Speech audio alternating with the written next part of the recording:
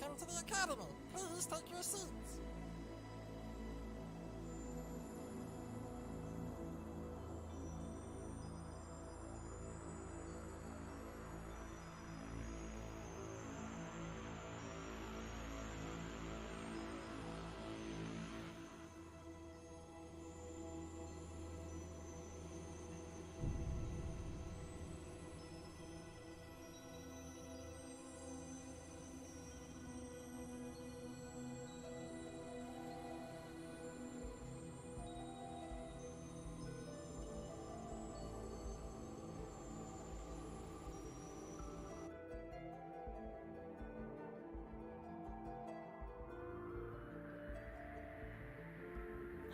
Looks like we got a new friend!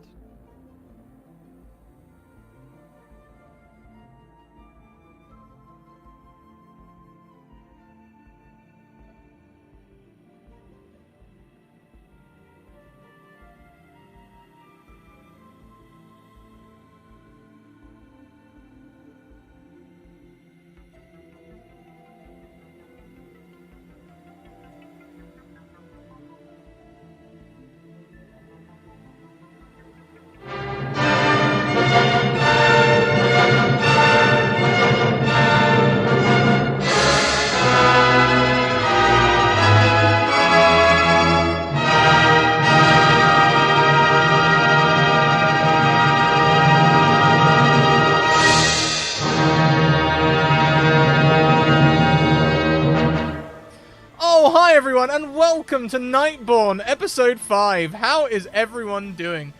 Before we go around and say hello to everyone, please check out our opening links as the bot spams them at you, including merch, social things, places you can support us, places you can support our sponsors, Mage Hand Press and Bird in the Storm Publishing, to whom we are very grateful because they make this all possible. And also lots and lots of websites where you can get 10 to 15% discount, including the Mage Hand Press website, where you can now get a 15% website, a 15%. Let's say hi to Jeff. Stuff for 15% off. Thank you, darling. It was 15 all along. 15% was their treasure all along. Hi, my name's Jeff Ellis. You can find me on Twitter at Mini-Eyed Monster, where I write RPGs and RPG supplements. I am super stoked to be back on this planet. That has a name, probably. We'll find out. Who knows? Hanging out with everybody. Let's jump to our cast. Angela, take it away. Hello, everybody. This is Angela speaking. I play Beatrice Arzabe, and you can find me on Twitter at Phoenix24Fem, also on Patreon at Philosophem, and across a couple of different other publications like Art for Ourselves and Quartz Magazine a couple of months back, and probably other things soon, because I write a lot of things, mostly poetry and feelsy-related stuff, and yeah, you're playing your ghosty, wispy wraith dryad lady with a lot of feels about her wife, and a lot of feelings, just in general. Awesome, thank you. And next up we have Alice. Take it away.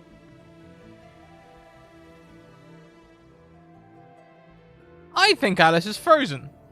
Great start. She doesn't usually Maybe sit she is with her asleep. eyes closed like this. She could be asleep. Or maybe This is the It's best your start. turn if you're with us. Alice, you're back. Oh, hi. You're muted.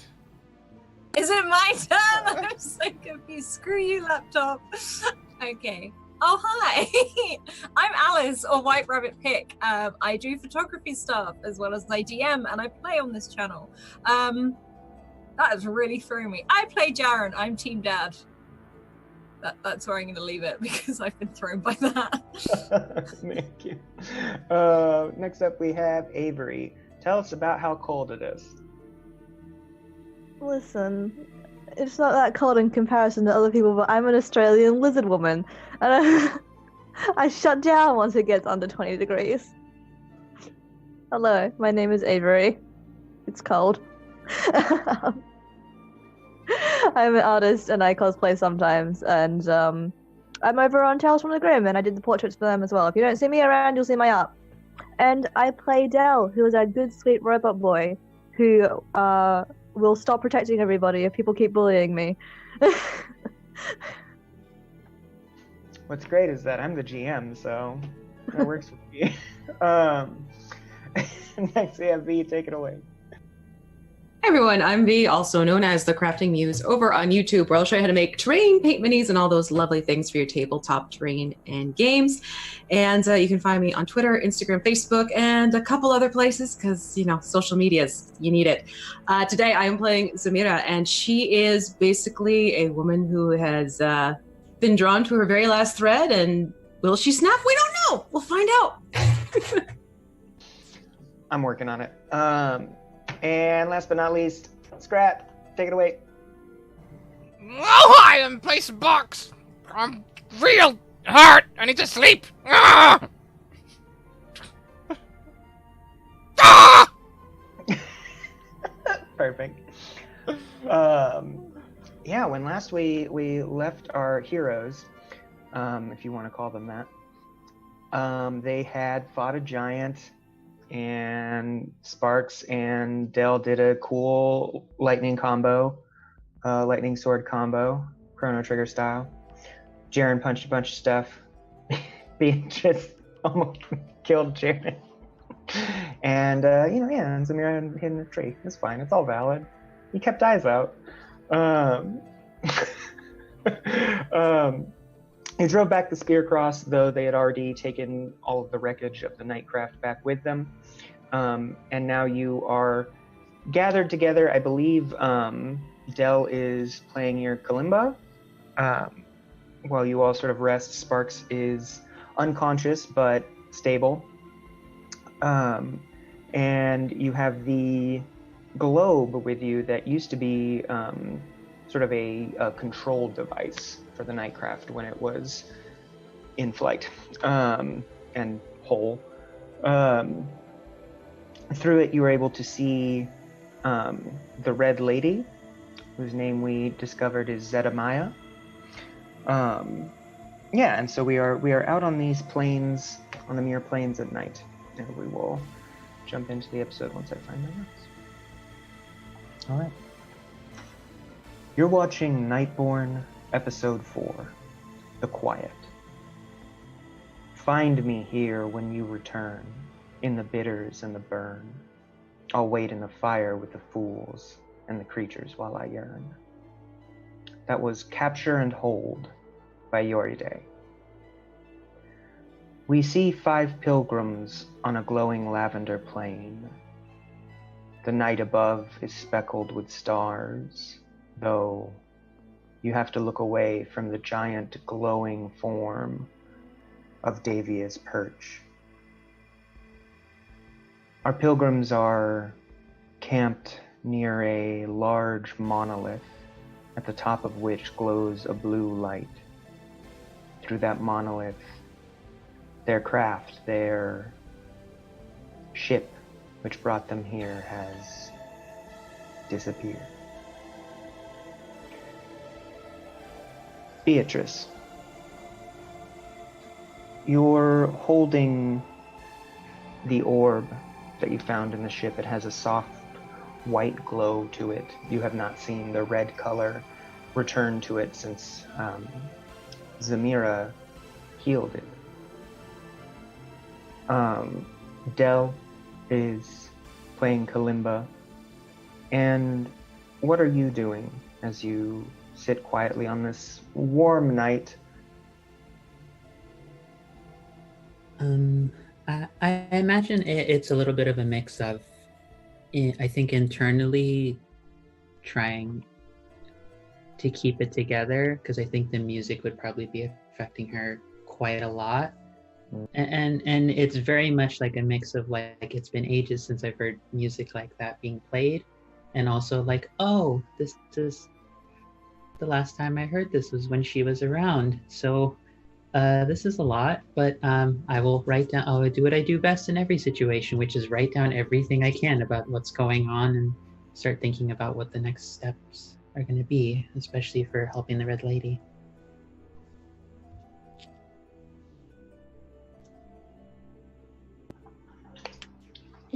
So as you are writing in your notebook, we look down.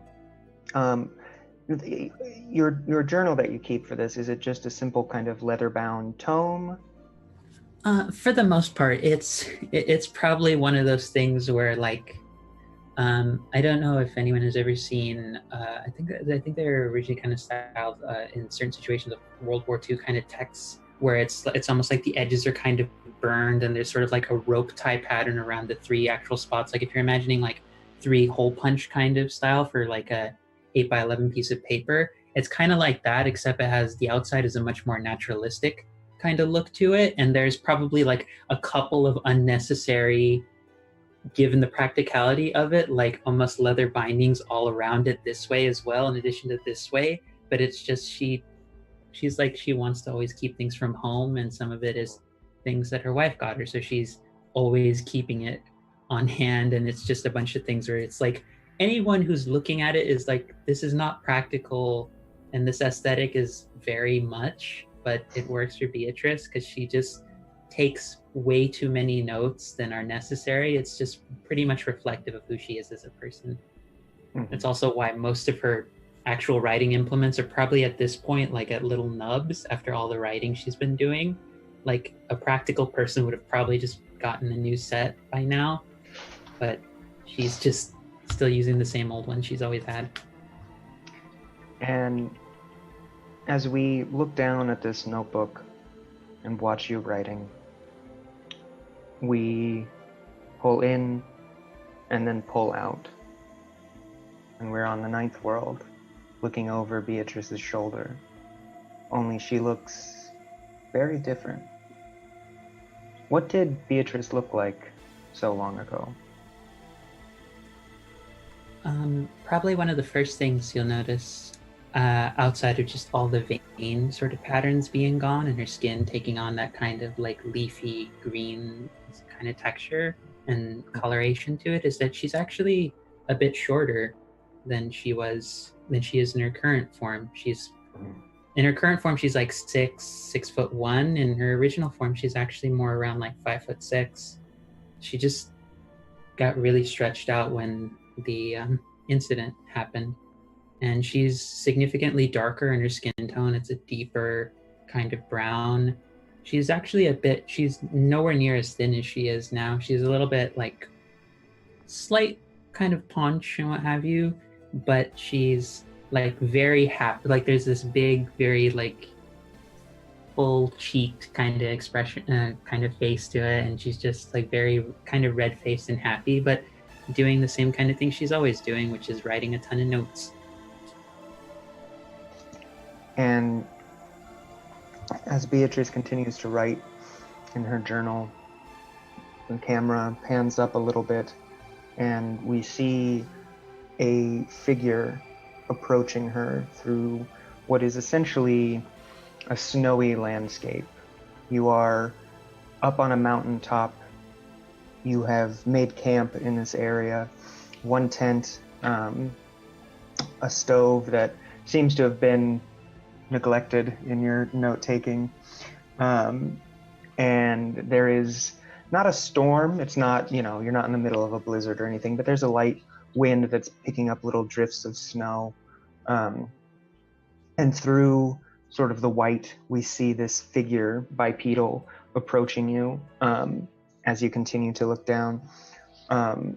Roll me a level 3 intellect task.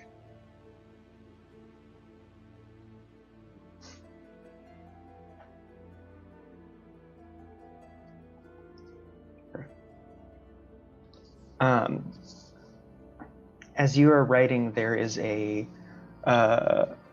large crunch in the snow, essentially, as this figure steps into an area that was much deeper than they were expecting. And you look up to see a stocky, dark-skinned woman with kind of like shoulder-length dark hair that has been pulled up into a ponytail. And as you look up, she's frozen, looking at you. Huh!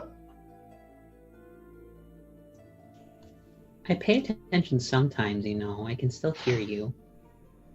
I was so close, though. I was this close, though. If I had been a predator on the hunt? I mean, I would already have been gone, and probably by the time that it was starting to eat me, I would just be pulling out my notes to see if I could get one last thing to leave you. Like, Exactly. And what would I have found? It would have said, "Dear Ayana, was writing about a leopard while leopard ate me. Love you, kisses, bye bye." And then I would have had to clean it all up, and I would have had to carry this all down the mountain by myself. I clean up some things. I mean, there's only like 3 bookshelves that are still untidy, Mm-hmm. and I only brought one this time for a trip. Yeah, I know you did only bring one bookshelf on our mountain climbing trip. It's very nice of you to think about me and all the stuff I have to carry. That's very.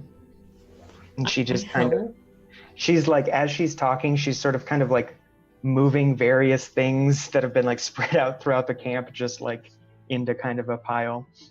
And she comes and she sits down next to you and she says, "Yes, you helped very much. I couldn't do it without you." And she kind of just like bumps her shoulder into your shoulder, and she says, "I found something." What did you find? What did you find? What did you find? Oh, what did I find? I bet it's pretty cool. And she reaches into her, like, she has just kind of a very practical, very large, like, cold weather jacket on. And she says, "Oh, oh, oh, oh!" And it's like a kind of golden orb with various strange markings on it. She says, "I have no idea what it does." Well, give it here, give it here, give it here, give it here. Let me take a look. Let me take a look. Oh. And it's sort of, oh, come on. What do I have to do to get? She holds it close enough for you to like reach for it, and she steals a kiss, and then she hands it to you. You do that every time, and every single time it gets me. I know. You gotta work on it. Gotta practice that combat prowess. Halfway Right, through her that's trying right. to say something, I kiss her again. She's all Gotcha. right. Yeah, that's fair. You look over that and you tell me all about it, while I try to make sense of this camp. And she gets up and she just kind of goes back to reorganizing everything. Yeah, and I imagine at that point, like, he's just like still like, it's probably she thinks it's covert, but it's probably never really covert. She's just occasionally staring over at Ayana and just kind of like smiling really happily. And even in the moments where she does that, she's still like trying to half paying attention, write down notes. And she's like, you know, if you just follow the manual, we should be fine. Like, at least what it says, it shouldn't take that long to start up a fire again in case it went out. I actually don't know if it went out. Whoops. Yeah, I thought you might not, because I feel like if you did know whether or not it went out, you probably, and I know you, so I know how you do. I'm sure you would have got up immediately and started it back up again. She says as she kneels down at the fire and starts rebuilding it and relighting it. I'm sure if you saw it, she looks at you. I'm sure if you saw it, you would have just popped right up. Well, the keyword is saw. I did not see it until this point. So technically, you are right. That's the problem. You're right. That's what it is. I know that's what it is. 100%. If you had seen it, oh, forget about it. And as she continues, she says, "So what's this orb? What did I find?" Let me take a look. So would that be just something that I just examine and look it over? Sure. What would it be? Yeah, you can fidget with it and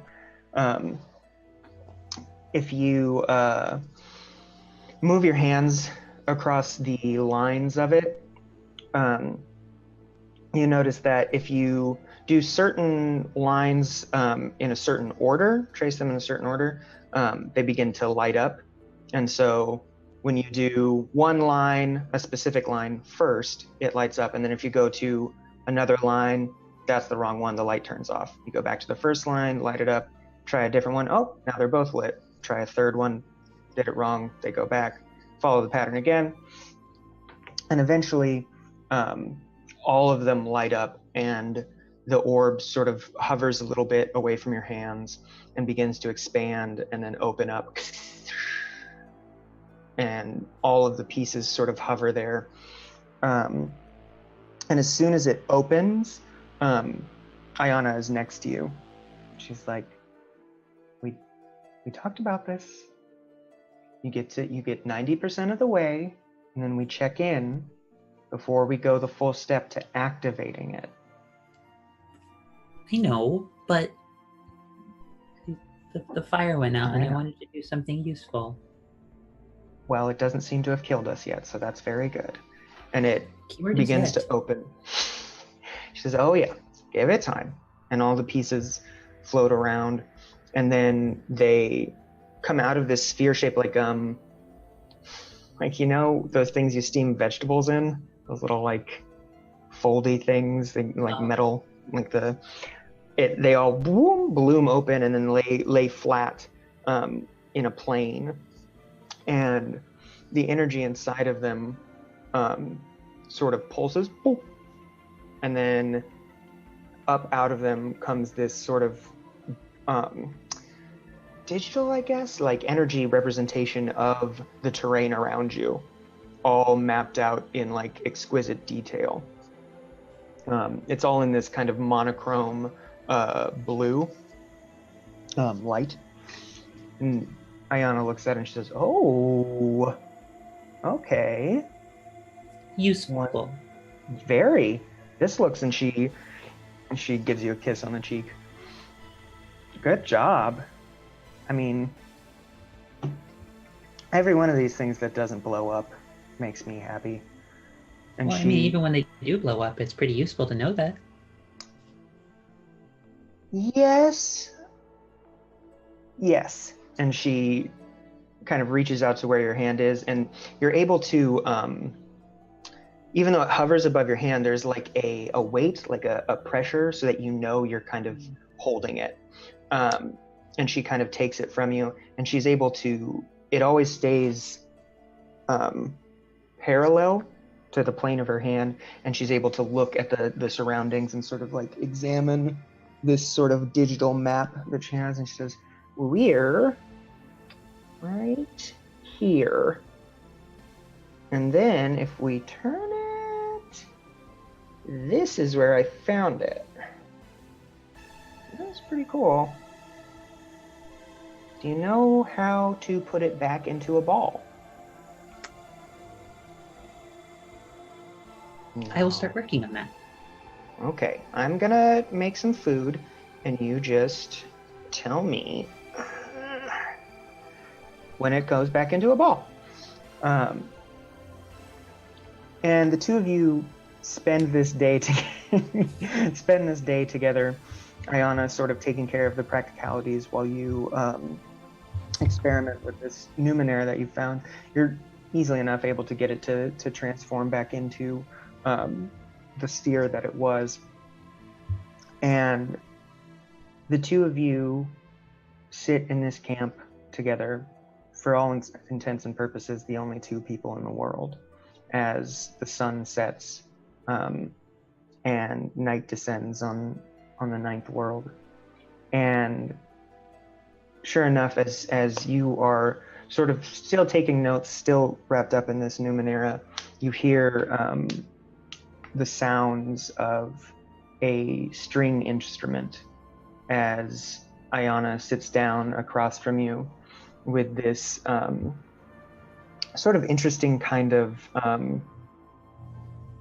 stringed instrument. It sits in the lap, holds up to here, and she just sort of begins playing this song very gently. And you know that as much as you love this about her, as good as it makes you feel, it's also just something she does more or less every night when she's bored or doesn't have anything to do, and she just sits and plays and thinks about the music. And the music rises as we pull out through the snow clouds, and then through the white becomes the black, becomes the soft lavender, and we're again sitting with our pilgrims as Dell continues to play the kalimba.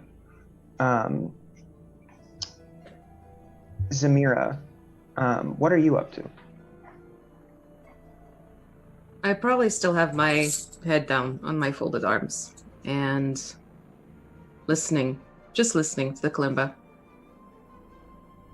And slowly letting things get more calm for myself, because internally I've definitely been more agitated than I'm letting on. And I'll lift my head up and look around just to see, first of all, how Sparks is looking after everything he's been through.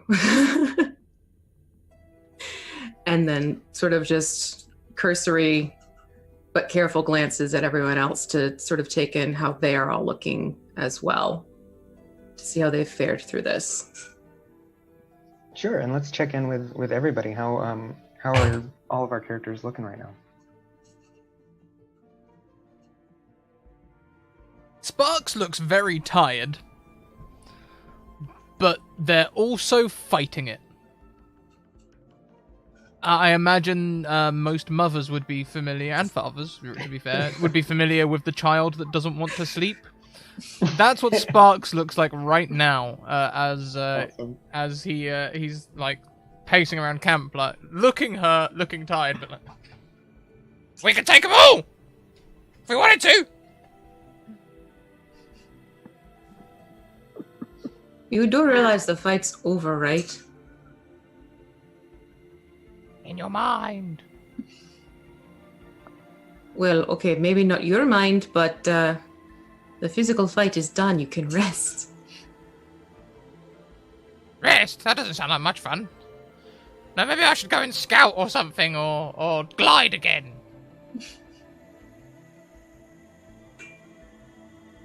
I think Dell just looks up from their playing, like they're not they don't stop, but they just look over to Sparks like that would not be wise. If Zamira's just wish gonna point.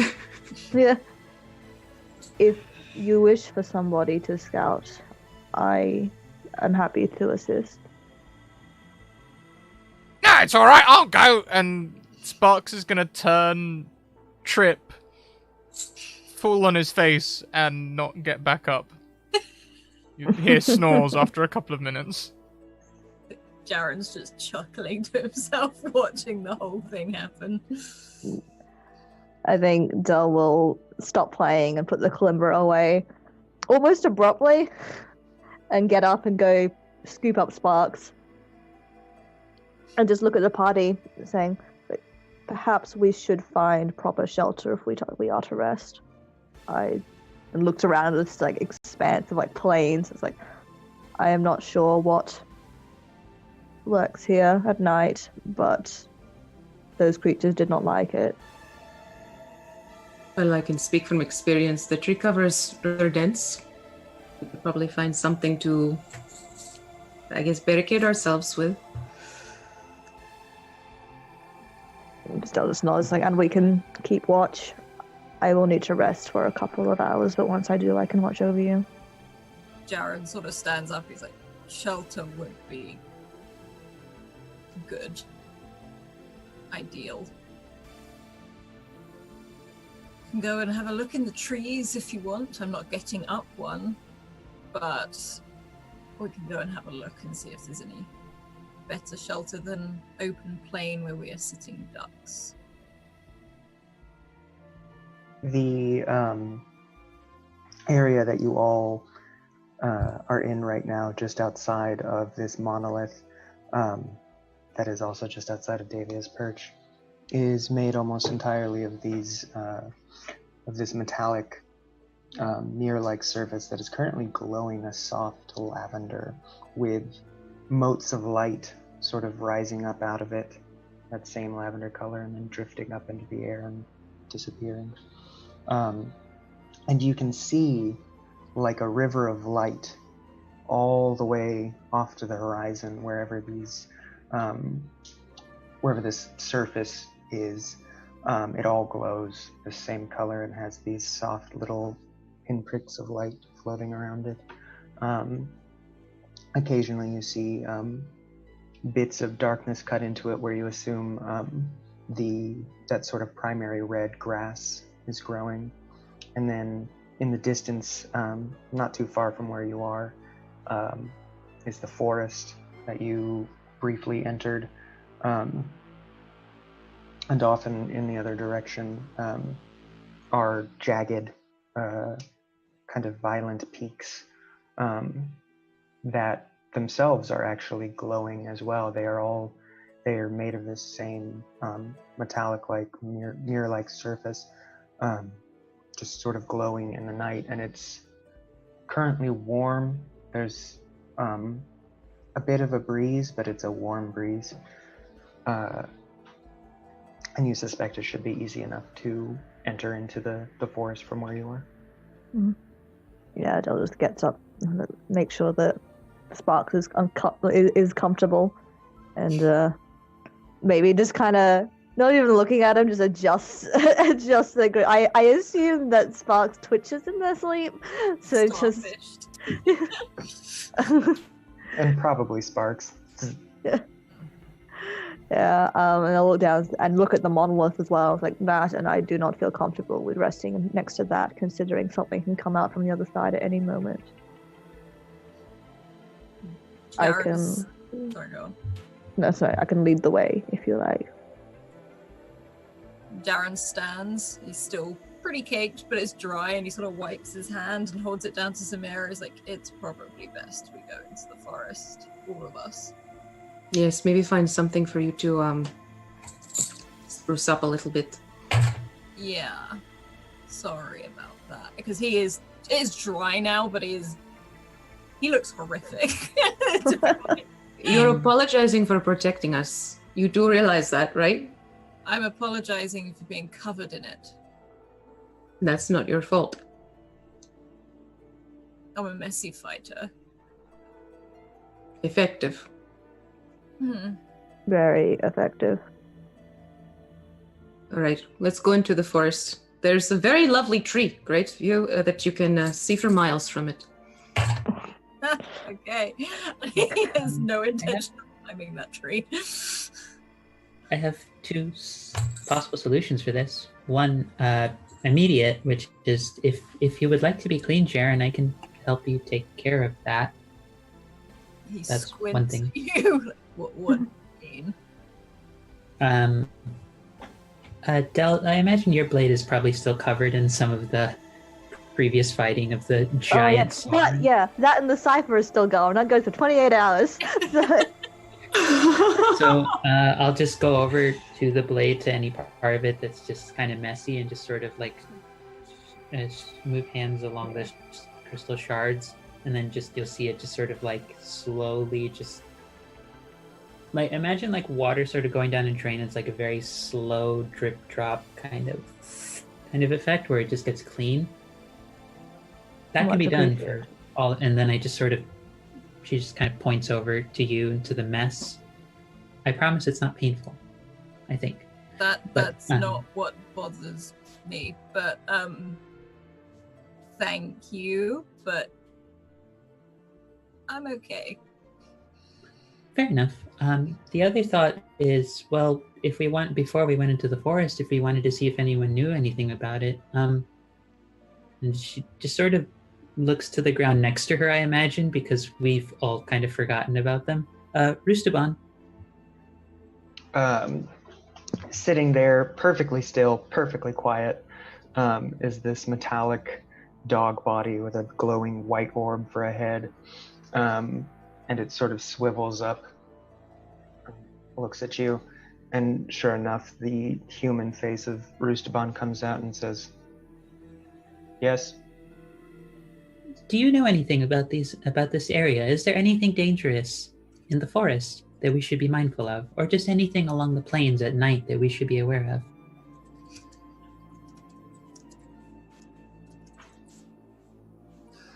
of?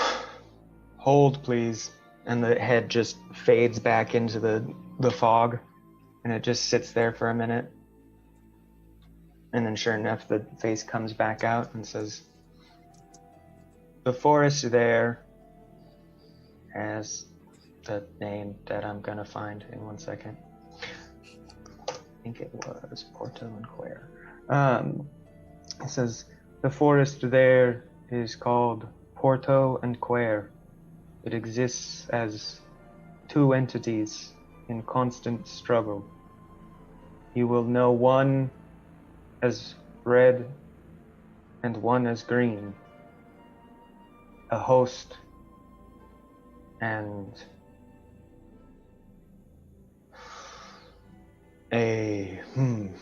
how to describe it? A host and a parasite in constant struggle with one another. For the most part, not much worse than most forests.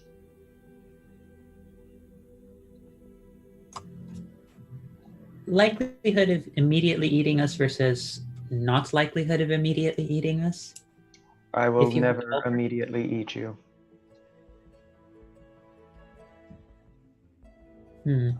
She writes a note down into her book. Must phrase questions more carefully for best answers. If Jaren hears this, he's just like, it's just reconfirming everything for him. Shouldn't have taken the head in the globe. I'm not doing it. Well, thank you for the information, Roosterbun. You're certain there's nothing else about the plains at night that we should be aware of in terms of danger? He sort of fans around. The plains are mostly safe at night, and anything that comes this way will answer to me.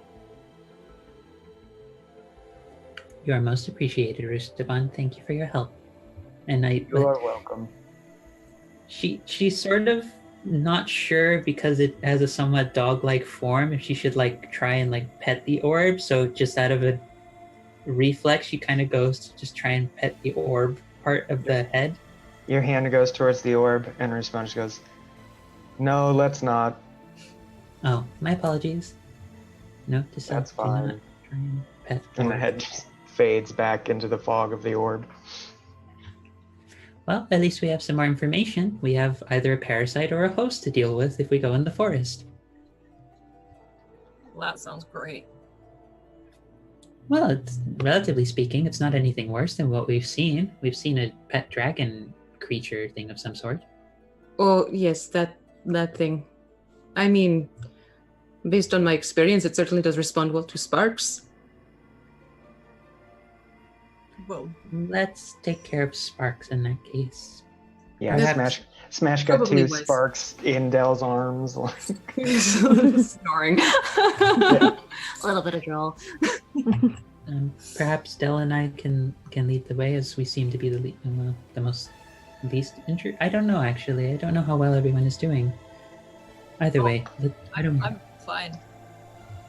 Oh, okay. Still has a couple dents. I'll Like, keep I that in am mind. functional. Well, But You take your lead lead the now. way, you go for it. Like, he just sort of gestures towards the forest. You probably Samira starts walking in front of everyone. and Beatrice it's not like- follows right behind her. Yeah, just like, Dell strides over to catch up, walk next to her. I have such tiny legs. I'm just gonna start shuffling behind. Um, I'll watch the back then. Well, it's not like I just spent a good amount of time up in a tree in there. I'm the only one who's actually been in there for a period of time. as the five of you head across this growing plain toward Porto and Quare, Jaren, will you make me a level 3 intellect check, I guess is the term?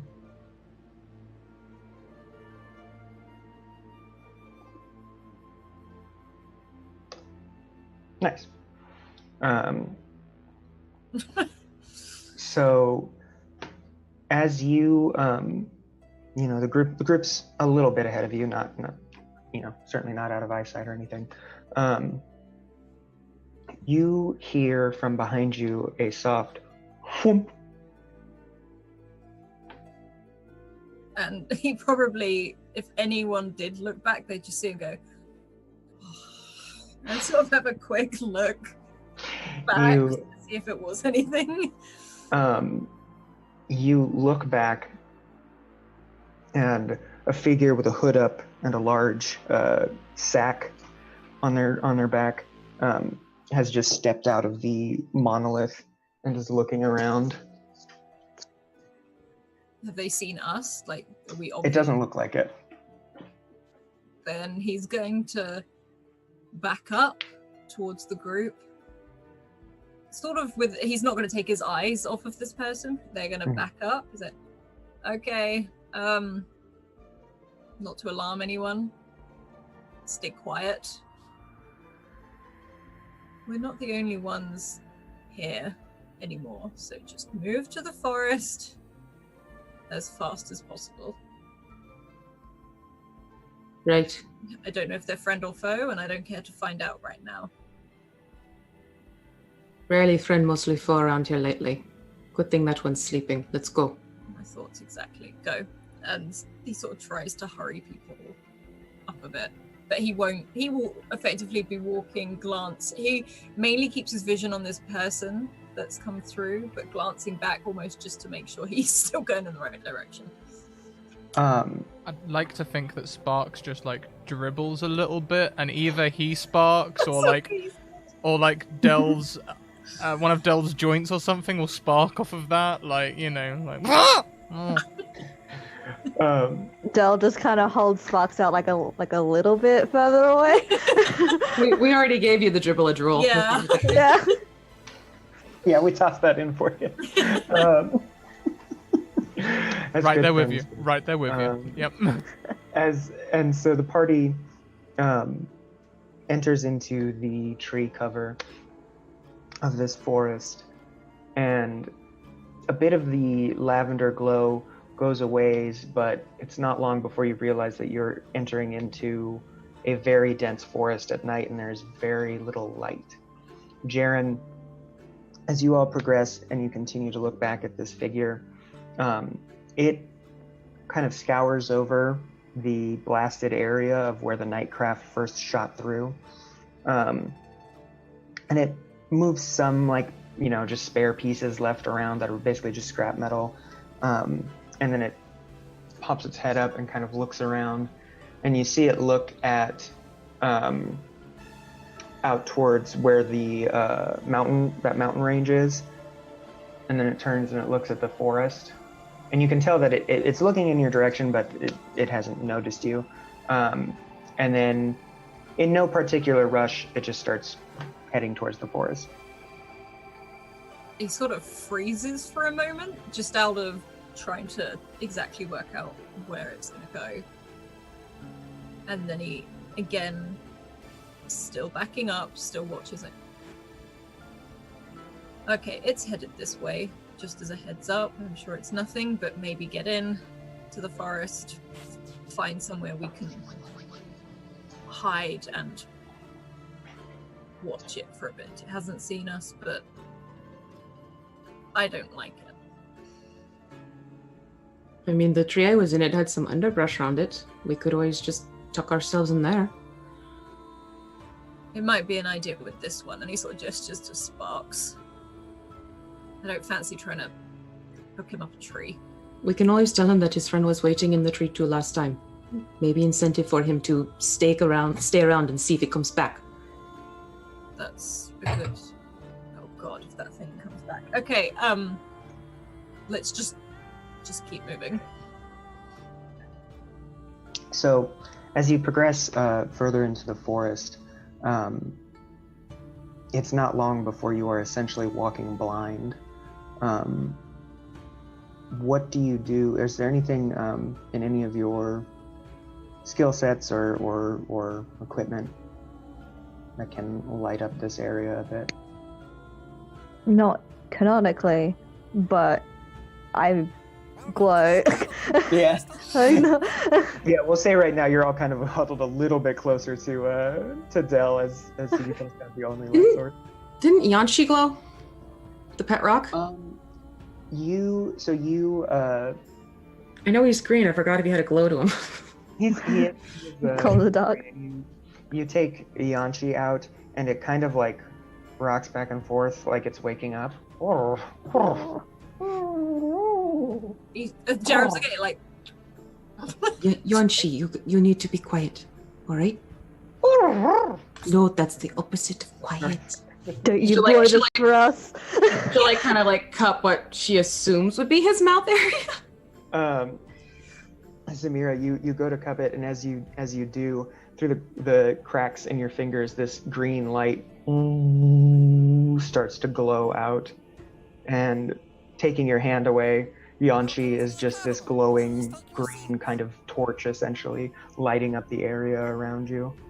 And it sort of squishes in a little bit tighter into your hand. She'll like dance her fingertips across what she's assuming is the head. That's so good, Yanchi. Now we have some light so we can actually see. And you're able to see into this forest. For all intents and purposes, it's a very dense kind of what's the term that I'm looking for? Like temperate forest. And you notice that discerning just kind of with the moonlight above coming in places, and then this green light mixed with Dell's blue light. It's hard to tell exactly, but you notice that on almost everything, there are two colors, and you can't necessarily make out which color is what based on all the different types of colored light. But on the trees and the brush, there are, a splash of one color dotted with another color, and it is the same two colors everywhere.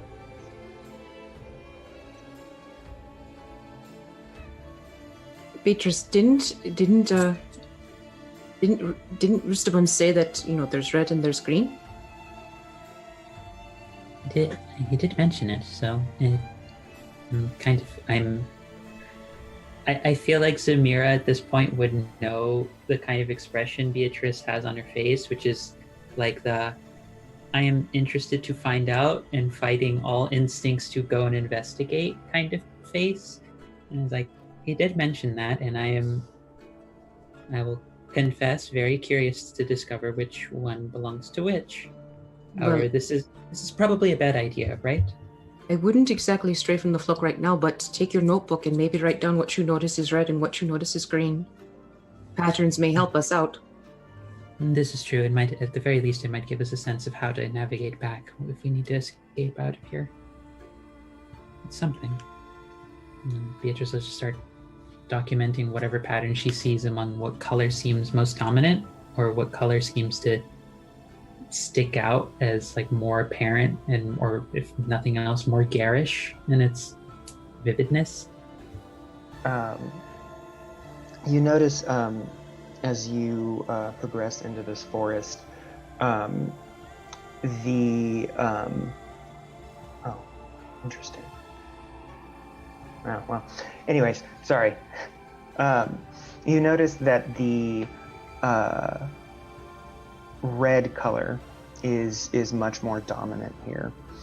And then the green seems to be fighting against it, sort of splashed against things, creeping up things.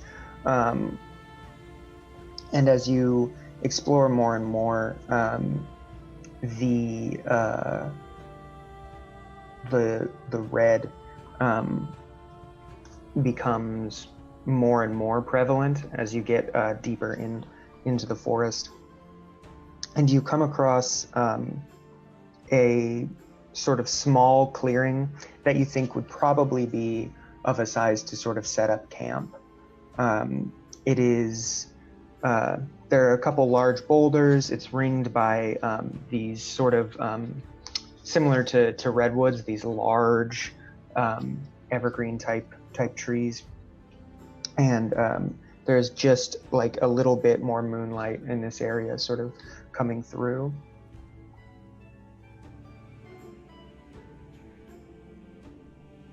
Would you consider this suitable, Jaren, Dell, for us to stay?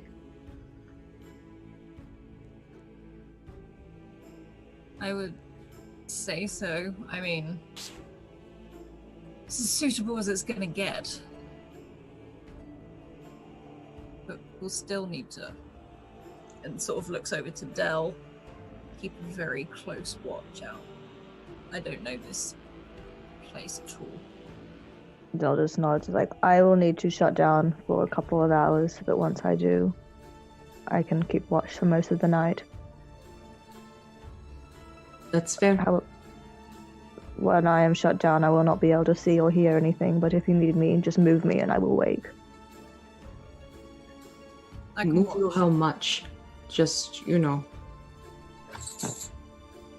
She's sort of gesturing like, you're very big and I am very not. I give Zamira just a very light shove, just enough to like push her a little bit. It does Alright. not need to be much. Alright, a nudge. I can do nudges.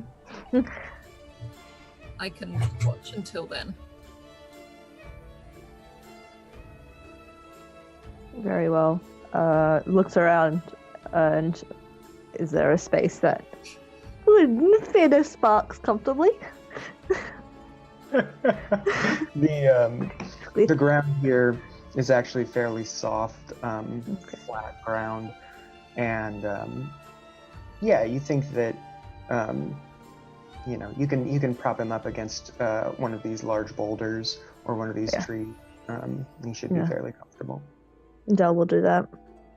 As soon as Sparks leaves Dell's arms, they suddenly look unhappy. Oh. Dell doesn't register this. Dell doesn't recognize it. No. Zamira Dell will, probably would. Dell will sit down next to Sparks or wherever is looks comfortable, and just look at the group. It's like, are you okay with me taking a break now? The sooner I get it out of the way, Go ahead. the longer I can keep watch.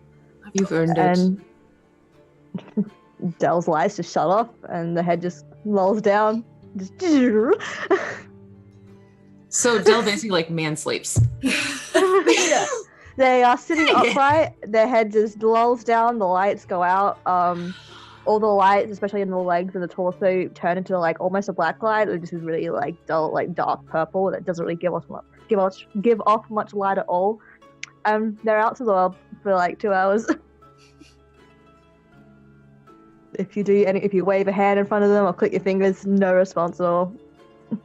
I think Jaren will set himself up if there's a very nifty looking rock or something. They can just make sure he's got a sight of all the way around. He'll probably just perch himself on there.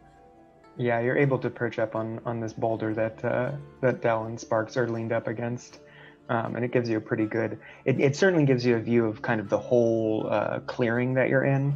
It's hard to see a little bit past that as it goes into the density of the forest. Yeah, he'll probably walk the perimeter for quite a bit before trying to figure out the best point, whether it's on the boulder or whether he sits more to the direction to where they came.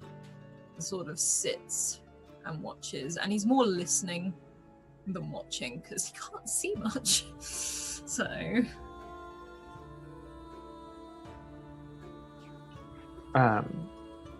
and you are in this clearing for a little bit before the cold starts to kick in. Further away from the plains now. Not extremely deep into the forest, but deep enough. A chill picks up. Who all is awake? Jaren. What about Beatrice? Okay. Would the three of you make me level 3 intellect tasks?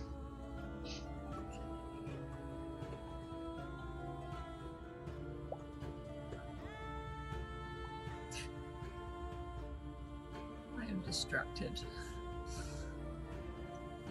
Like, Jaren's probably removing some of his armor at this point because he got hit in the shoulder, so he may not be fully. He thinks he's very aware, he's listening, but Nice. as Jaren, like the first time since you've got here, Jaren stops kind of keeping watch on everything just to do this one thing. And as soon as he does, Zamira and Beatrice, you see that same hooded figure with the large pack sort of walking into the clearing. Bad Jaren.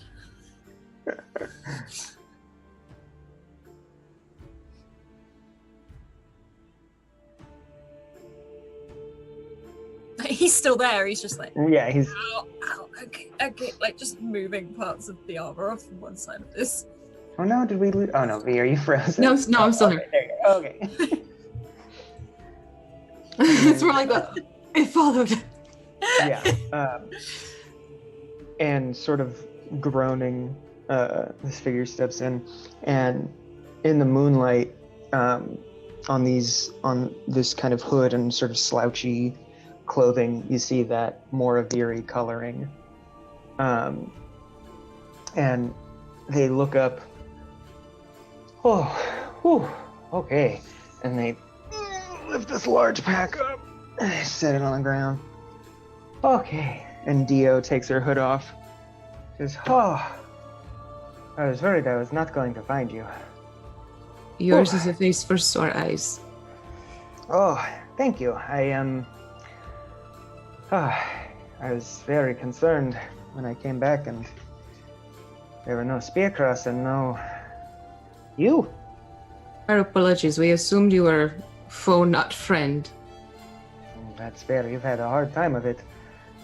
And she opens up this bag. And says, I brought you things. Kalispa said that she wanted to make sure that you were all more or less safe. And she pulls out this, essentially like a little pyramid. And she says, is this where you're camping? Samira would look to Jaren and over to Beatrice. It seems to be where we've decided to hunker down. Yeah, he started to put his armor back on, and then seeing who it was, he's sort of slowly taking it off again. He's just like, yes, this is where we are staying for now. All right, excellent. It seems like a pretty good spot. As good as you're going to get in Porto and Cuellar for sure. And she walks over and she sets it more or less kind of in the center. And then she cups her hands over it. And then just sort of like rubs it a little bit and it starts to glow. And then opens up. And this sort of glow comes out of it in like a like a bubble, like a sphere, and it spans out to kind of the border of this clearing that you're in. And in that same way that you experienced in a Moraviri home, there is just kind of a soft lighting of everything so that you can see clearly. And as Dio talks, you recognize that same amplification of sound so that the levels sort of hit exactly what's comfortable. And she says, this should keep things a little nicer for you. For the most part, it should keep critters out. And then I have some little tents for you. And she kind of like sets 3 different like kind of sacks down out of this larger bag, and then she pulls out one like big like final like large bag, and she sets it in and she says, this is mostly salted meat, if that works for you all. Should help you. I would, and she looks around, I would make sure that you keep it within the bubble, because things around here might smell it and come looking. You don't want that. Oh, yes. And she looks in the bag, and then she kind of has to like more or less climb inside of it to get to the bottom of it. And she's like, hold on, okay. And she comes up, and she has like a big frisbee essentially. and she sets it down, and she says, "Okay, this is my favorite part. I know you all have your special ovens and your cool plant eggs that you love so much, but watch this." And she kind of kicks it with her foot a little bit, and then from the base disc, it just goes bloop into a cylinder that is about waist height. And she says, okay, here we go. And she twists the top of it just a little bit, and a little spout comes out. Bloop. And then you just hear as it fills with water. And she says, "This is how we travel in Moraviri. You have your water, you have your food, you have a big bubble to keep out mosquitoes and giant, horrible bat creatures. And you have some tents for privacy and warmth. You should be okay for the most part. What else? I can help you put up the tents if you like." I mean, I know that Beatrice would probably appreciate some more information about this wood. Oh, Porto and Quer. Let's see. This forest has been here. Well, not here specifically, but it has been around for a long time. It likes to move, kind of wanders a bit. Let's see. It is too... how do they describe it? They describe it as the vermilion bloom is Quer. That's the red one. And what was Porto called? The trickster, I believe. These two don't get along. They fight. Wherever Quer tries to go, Porto follows. So essentially, it's like a big brush being passed over the land, and where Quer goes, Porto sort of cleans up behind it. And essentially, it's like a big moving forest that's two forests. I don't know. I hate this place personally. I don't like being in it. It's too,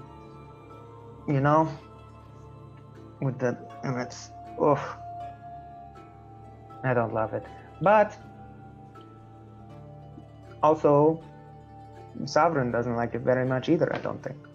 I rarely see Spearcross out here, so it may be a great place for you. Mary would look. Oops, sorry. Sorry, as I say, Jared's just sat there listening. He's got the look of confusion on his face, but it's actually him thinking and trying to process all the information that's being given to him. The only time he sort of twitches is when the water sort of bubbles. Quite alert to sounds around him. The mayor would look to Beatrice. You got all that, right? She just holds up a notebook, and you just see a whole page of notes with everything that Deo has said, almost word for word copied. But near the end, when there was mentioning of forest, it started getting more frenetic and almost happy. If writing could indicate glee, there's almost little smiley faces at the end of some of the sentences from what you can see. Maybe you can find out more from Dio, and I can help Jaren with getting more civilized. Thanks. And she'll motion to the water and there's water. I can help you with your armor. Let's get the sludge off. Maybe? An idea? Yeah, I forgot. Sorry. As he sort of looks down at himself again, because there's where he's removed the armor, there is a very clean patch where he is not touched at all. Almost you could still see where his shirt was white. You're going to need help. Trust me. You're not going to reach some places. So, I helped my uncle. I can help you. I promise it won't be anything beyond that if you're concerned. And he sort of just nods as he removes another bit, the last sort of bit of the armor where there's a strap that goes to this chest plate effectively on one side that glows. He removes that, and again, there's nothing underneath that. He's absolutely fine. Okay. Thank you. But I can do it, most of it. Oh, I'll let you do most of it, but I'm not going to let you walk around with a massive spot on your back that starts raking tomorrow. I mean, I would rather you didn't. Right. So we'll let Dio and Beatrice, well, Beatrice, you ask Dio what you need to. I'm going to help Jaren over there. And she just walk over to where the fountain has been established and probably look for some cloth-like objects too. Because, I mean, they travel in style, these Muravi. I was gonna say, it's like glamping. Yeah, I was just gonna say, like, I feel like this is like a schwanky camp out. I was like, what the hell is this?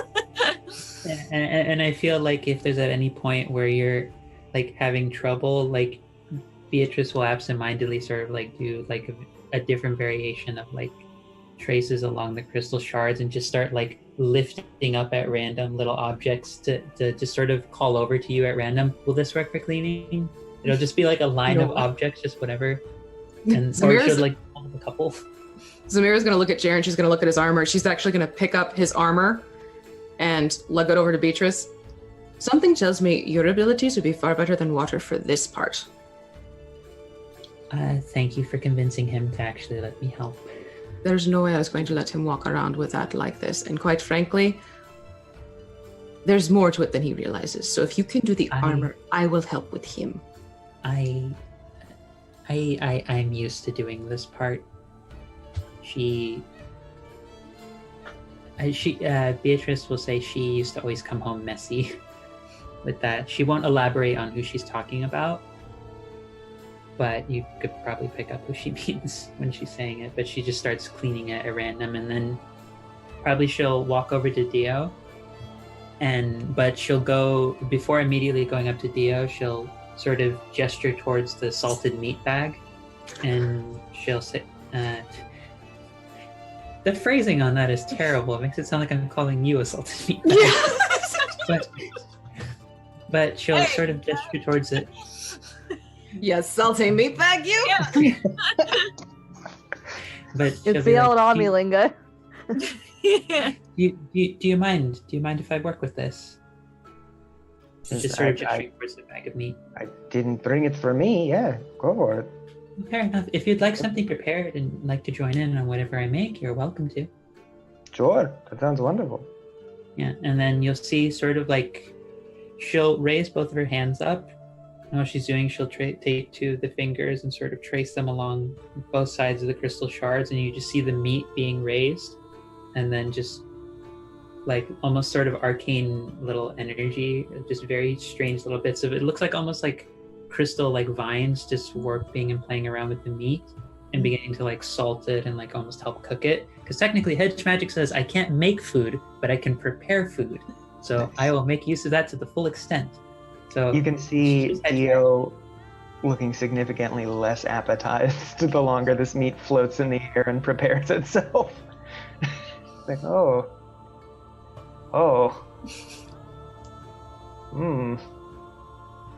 okay. Oof.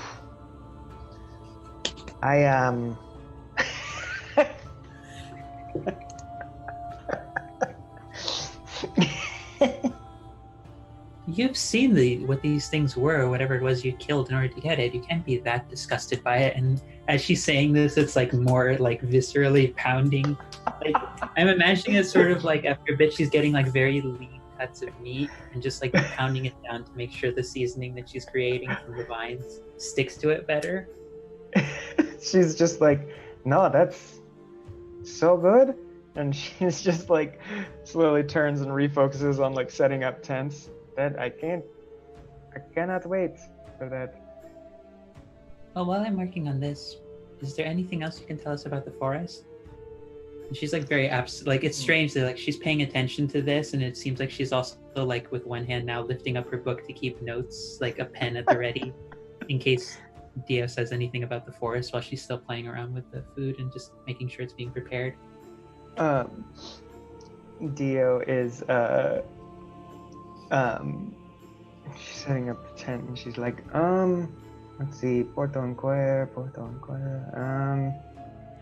The Raskar come here at night, usually to power down a bit. They do not like darkness, so they usually nest in larger trees. So try not to climb any larger trees and piss them off while they're sleeping, because they will be very angry. Let's see. For the most part, at night, Porto Enquire is... it's not very active. If you are still here in the day, wake up. What may seem small and innocent in Porto Enquire usually isn't. I don't spend a lot of time here, but I know that most hunters who come back and share stories in the home, usually it's about small furry things that they think are cute, and then they are not. So I would not, maybe just in the morning, just power on through to the other side. I'm fairly certain there's another monolith there that you could take further down, but I don't know where you all are going or where you can go.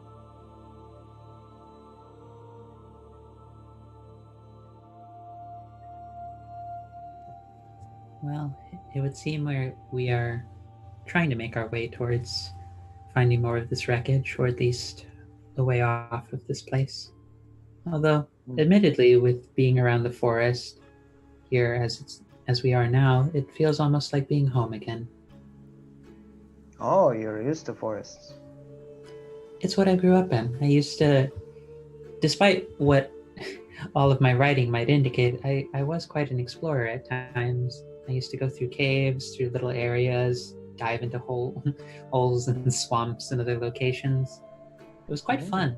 It was very wonderful to explore new things. I very much enjoy your enthusiasm for the devices you found amongst the wreckage. I share that same joy and happiness at finding it. It's always wonderful to find new things. I love to find new things. It is... Yes. It's very good. If you are looking for more of your ship, I do believe parts of it broke off in this direction. If you continue north from here through Porto Enquire, you may find more pieces, I think. Let's see. What is past this area? You will hit some of the larger lakes. That may be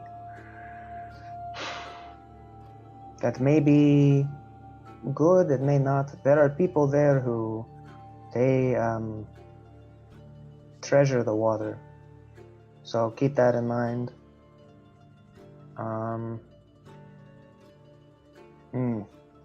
Yes, I usually spend more time in the burrs, and she gestures kind of in the direction of the mountain range that you saw. But I think you all will be all right. I mean, what happened with the spear cross? I thought for sure you would all be dead, to be perfectly honest.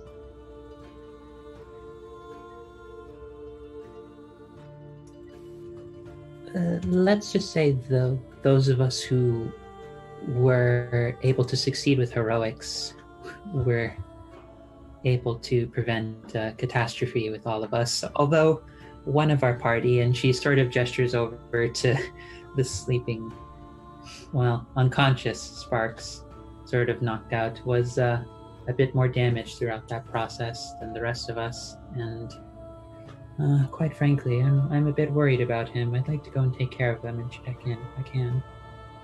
Sure, that's yeah, you do you. I'm almost done with these tents.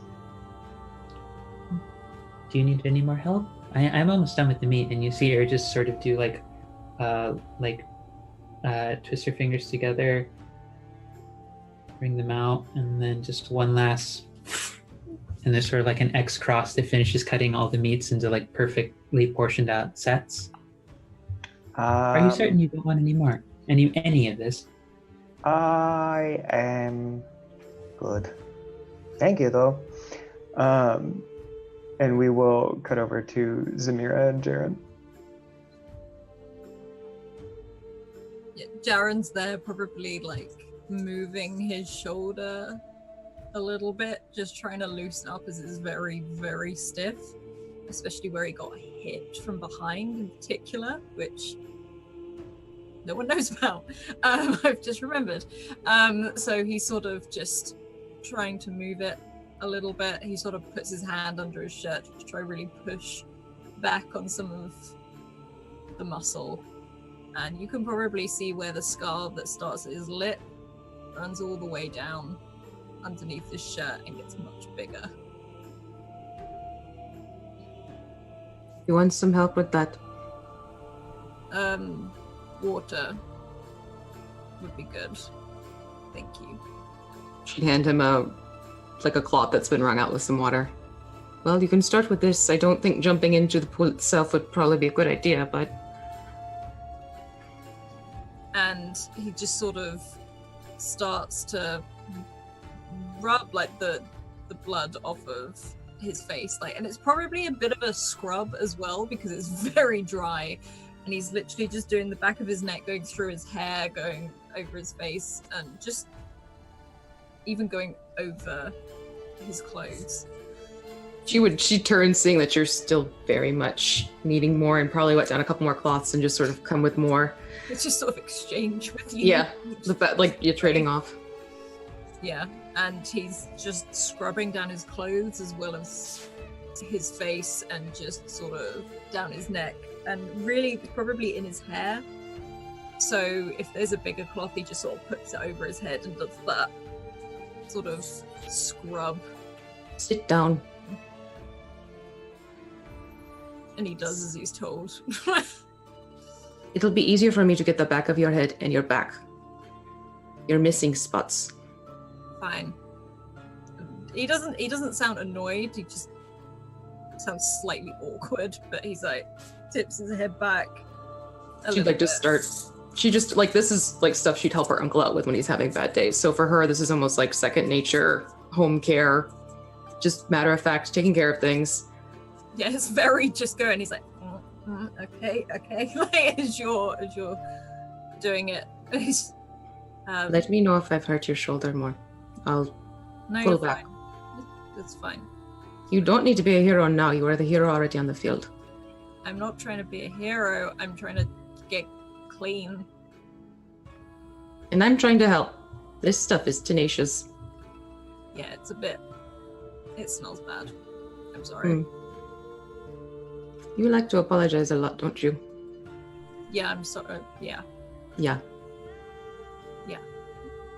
But thank you. You're welcome. Are you sure you're doing okay? I'm and he's like, oh, as you sort of go behind one of the ears, he's just like, yeah, I'm good actually. Better. Maybe I needed to fight something. Get a little anger out that way. Adrenaline rush, maybe. Keeps me going. What about tunnels and bloody noses? What about them? I think there's more to your story than you're sharing with that one. I don't know what you mean. Scrubs a bit harder, like, ow. You had an interesting look on your face beyond someone who just got a bloody nose. My cousins get bloody noses. They usually don't look so proud.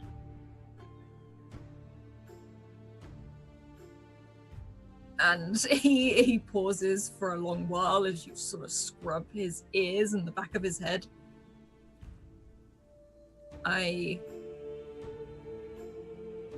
put someone in their place that needed putting in their place.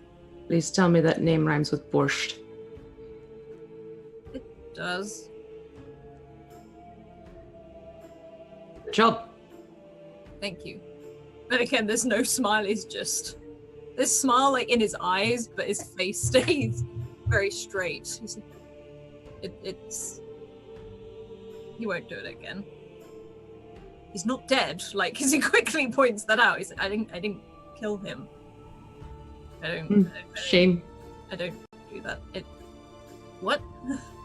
He's not exactly one I'd cry over if I found out he wasn't here anymore, considering how he treated us when we first got here. No, but walking around a little worse off will put others off. And I can't do it again if he's dead. She'll just get this sly smile.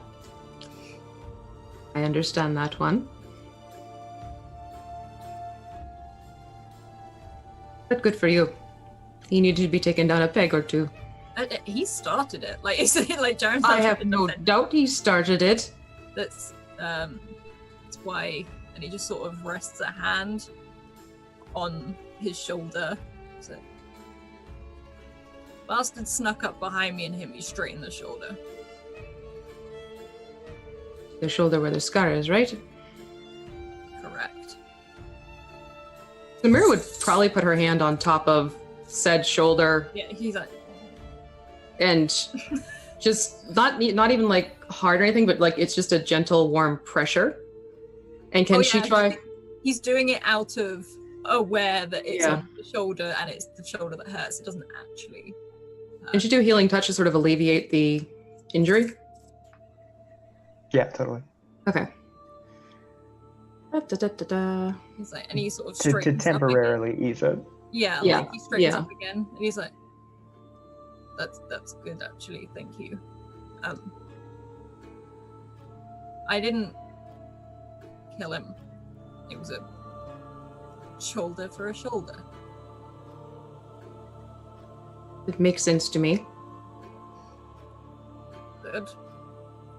I'm glad I don't just kill people. As he's sort of looking down at this, as he's still got another rag, he's trying to like wipe down his trousers, his boots, and his hands and everything. He's like, I don't do that just for fun. No one here ever said that's all you did. You do far more than that from what I'm seeing. I'm just making sure. I don't kill people anymore, so it's fine. You're apologizing again, you do realize that. Yeah, I know. Like, it sort of like rolls over like his eyes to say, he's like, I can't help it. I really can't. At this point, she'd come around and sort of like sit down next to him, sort of face to face-ish, and sort of leaning down to look up at him. You've taken care of all of us and managed to help keep us alive. I've also killed a lot of people. Yes, but that doesn't define you completely. Otherwise, all you would do is kill one whose name rhymes with Borscht and keep killing others who are proving to be more of threats at the slightest inclination.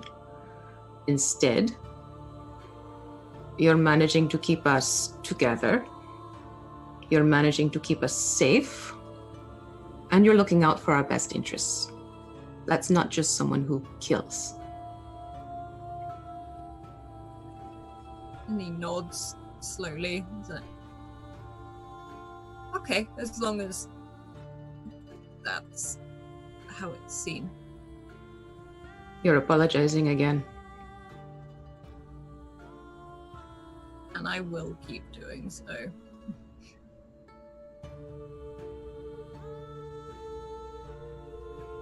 We all have regrets. Don't let yours swallow you up. That would be a shame. It won't. And he sort of smiles slightly. I just need adrenaline to keep me going. I could wake up Sparks. No. Sparks is alright. He's He reminds me of one of my old friends. The chaos, the running into really dumb situations. That's why I don't stop him. Well, until it gets too much. He's like my youngest cousin. I get what you mean. I mean, if he looks like he's going to kill himself, I'll step in. But otherwise, let him Of have course. it. He looked like he was having the time of his life on that glider. And then he makes friends with a flying creature. Yeah, that was different. I did not enjoy the glider. You don't say. I don't like heights. I'm not going to be getting into one of those. These trees aren't that big, are they? They're not like towering trees or anything like that. Oh no, they definitely are.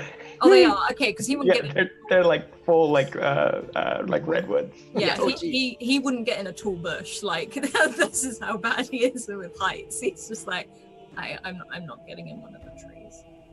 Which is fine. I have to. We all have things we don't like.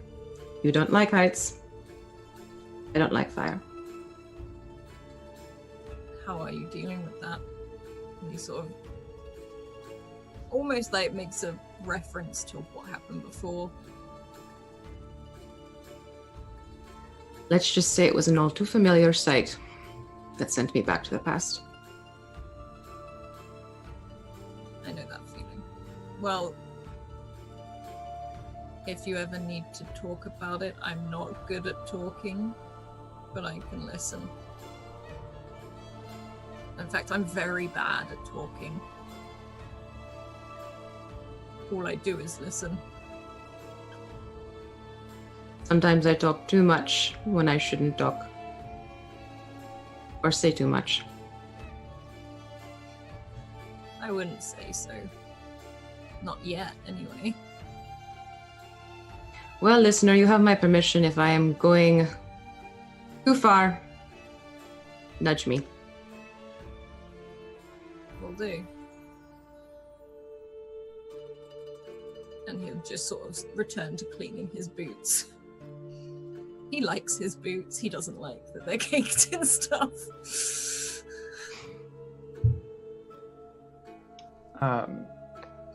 And as Jaren kind of settles into cleaning his boots, we pan up a bit and we see Dio inside of the canvas of a tent that has not been made, holding several different sticks and just going, God, I hate these things. No, do you put it in this? And she steps out of it and just throws it on the ground and she says, we will make better ones. I will find a way to make better ones. She looks at the other two that she's already made. Why is this one harder? Why is this one harder? Do you have a manual? No, I don't have a manual. I live in the world. I don't have a manual for a tent. You put it, and she kicks one of the spindles. Do you have this written down somewhere? Do you have a No, I sense don't of have how it written down somewhere. I keep it up here. You right, do it. because you'll always remember every single part of it. You'll always remember the exact way to do it every single time. I have in the past. Look at these two. Those are good tents. This tent is a bad tent. Beatrice, the moment that she says, I did these two, she'll just be like, and you also did this one. And points to the one that isn't made. This is not working for you. Listen, I have brought you water, I have brought you food, shelter. I am okay? Are you feeling attacked right now? Oh, I just hate this tent. You do it. I'm sure it'll be fine.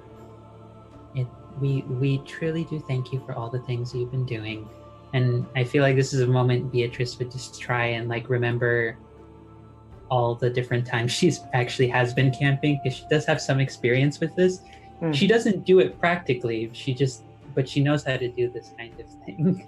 Yeah. And but it takes her a lot longer than probably someone like Theo who's done it more like frequently. Sure. But she's using like her hedge magic to just move different things and just start slowly assembling and keeping some pieces together. There. Oh, look, yes, I know. I should have, if I had the manual, it would have said just have magic powers to do it. And Beatrice will, I imagine she has her back to Dio while Dio's saying this, and then she just points back at her book that she's also like occasionally been flicking up into the air, and you see a pen that's been writing down all the steps that she took that she would have to do manually. I do not want a book. I don't want your magic powers. Look at the water. You see the water that I brought? It's a little disc, and I set it down, and it... Well, it's helpful to know how things work. That way, if they go wrong, you can try again. I don't want to try again. I want to burn this tent. And she goes and she sits down by Dell and Sparks, and she says, and she looks at them both, and she looks at Dell. Is this one? Are they sleeping? Oh yes, they're taking their time. Well, do you mean Dell, or do you mean Sparks? Well, that one's clearly sleeping or dead. By this point, Sparks has rolled over and is hugging Dell's leg. You gotta wake up with some serious pins and needles, buddy. Standard. He's just kind of sleeping like in the energy, just. So snoring. Should we leave him like that? Oh, let him enjoy himself. He always has so much excitement during his waking hours. I'm sure his dreaming hours are about the same. All right, that's fair. And she stands up and she kind of... Okay. Well, I must return to the home. You all, have the protection that the Moraviri can offer you. I wish that we could have offered you more, but our position with Sovereign is very dangerous, especially now. I do not know that we would be able to protect you any better in the home than I have here. Jaren the Traveler, Samira, good to see you. Ghost, I don't know, try doing something with your hands. For once, you would do all the, and she looks at the tent that you've, looks at the tent that you've set up perfectly. She's like, ugh. Okay. And she grabs the, she goes to grab the big bag and she says, oh yeah, okay. And then I guess you can just put it all in here in the morning. Should be easy enough. Okay. And she puts it aside and she says, all right, goodbye. Sleep well, everyone. Try not to, oh my gosh. Don't talk to anything that looks too cute in this place. Don't, just ignore it and just keep walking. All right? Jared glances at bitch. Samira's looking at Sparks. Split way. Totally like the parents just going like. Okay. Remember, cute and furry. Keep going. No. Okay. Water is, we're pretty sure, sacred to the lake people on the other side of the forest. Don't hang out too much during the day because it gets a little crazy in there. Okay. All right. Goodbye, everybody. And she just kind of walks off into the darkness in the direction of the Moraviri home.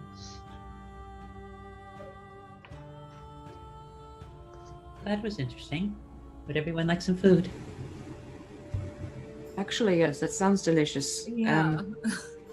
I suppose we should probably poke someone awake at least.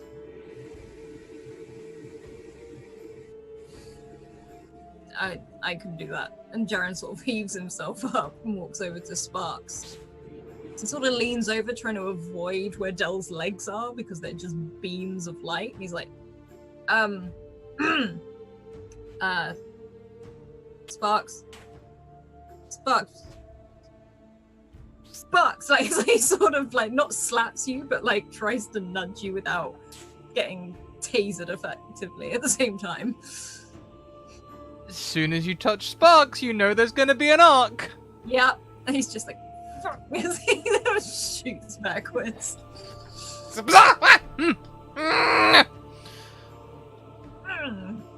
The army! We were gonna take them all out! Where are we? Dinner time first, as he sort of shakes his hand and goes and walks over. Dinner time? I froze. Yes, there's Get back. food. Sparks is just looking around at the forest like, this isn't where I was. Samir would have walked over to Dell and nudged him back like he had earlier nudged. Did Del Yeah. sleep before we set up camp? You did, didn't he? Yeah. Okay. So now there's a campsite. Yeah, like the That's right. surprise campsite. Yeah, the moment you move down, the lights just blink back on again. They just look up, and I think they reach back and Call start it. to grab a sword. Yeah, grab a sword and look around, realize that there's no danger. You awoke me. Yes, I don't know if you'd have any interest in partaking in a feast, but Beatrice has cooked some supplies that Leo dropped off, hence the campsite that we have around us now. Did you get enough rest or do you need more? I should be. How long has it been? Like, how long did it take for campsite? I only need a couple of hours, I think. Yeah. Yeah, that'll do. Like, yes, I will be fine. I do not eat, but I will join you. Also, Sparks is awake. Nah. Jaren's like, yup. As he's like, Looks at Jared like, his are hand- you alright? Yep, absolutely fine. Fine. As he's just sort of flexing his hand again. They'll tilt their head as if they don't quite believe it, but they'll get up. How did I get here?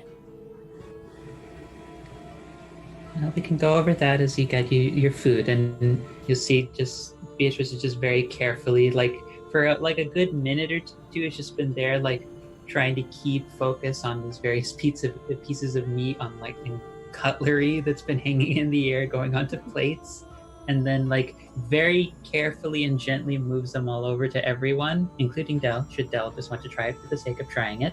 But for very unnecessarily makes like some of the sharp cutlery almost look like they're heading towards to attack Sparks.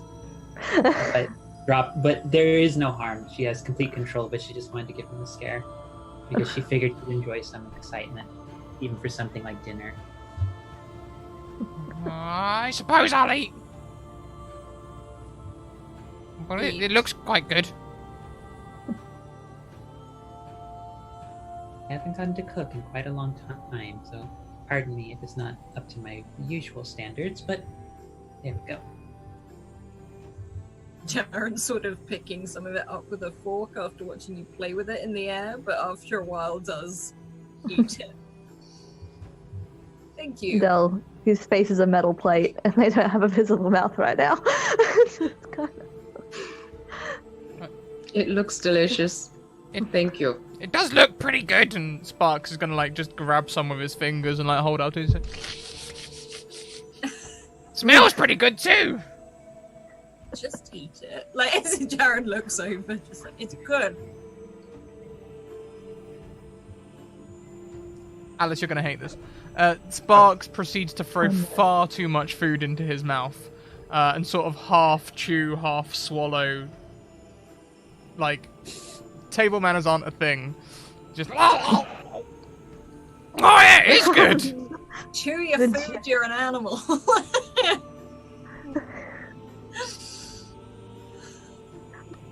I think seeing this, Del will take one piece of meat off of the plate and just hold on to it for a bit, but hand over their plates to Sparks.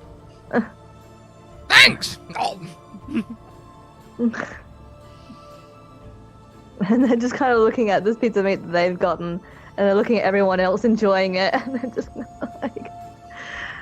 And I think they tilt their the side pieces of the helmet up, and the helmet just comes up to about here and stops.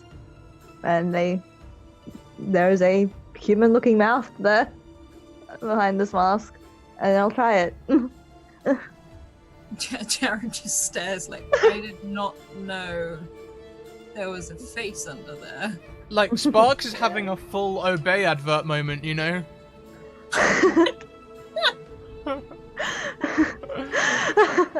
But yeah, you see like a human mouth there. They've got dark skin, and like the mouth is just kind of, even when resting, the mouth is kind of upturned into a smile. But then they put the mask back down, they see everyone staring at them, and they're like, Beatrice isn't staring. everything Beatrice alright? is entirely like unsurprised by this. Jared didn't know, but just more sort of looked and went, huh. And then went back to eating. Yeah, Zamir would have like raised an eyebrow, like, okay, that's a thing, and gone back to just. And then there's Sparks. Yeah, just like that far away, like, huh. Del looks down at Sparks. Oh, hang on. Oh. That's why you need to chew your food. Del just kind of onto the back. Thank you, that's got it. Very good, though. How does the food taste, Beatrice? Is it like actually well prepared and delicious? It's totally up to you. Yeah, no, it's actually, when I was thinking about it, especially when you said, I was like, oh, it's just salted meats. I'm like, there's a Bolivian dish that my grandmother actually used to make, which is essentially you get lean cuts of almost like tough sort of like steak, like meat that's good for like steak. You pound it down and to help allow salts and spices and breadcrumbs to sort of get melted into it, and then you do sort of little bits of frying. So I imagine occasionally it seemed a little alarming, where it was almost like little light trickles of vines that creating almost a little like fried meat kind of effect. But it's it's quite tasty. It's a very like rich, salty, heavy kind of taste to it, but it's a very delicious one, and it feels more substantial than it should for such thin, lean kind of cuts of meat.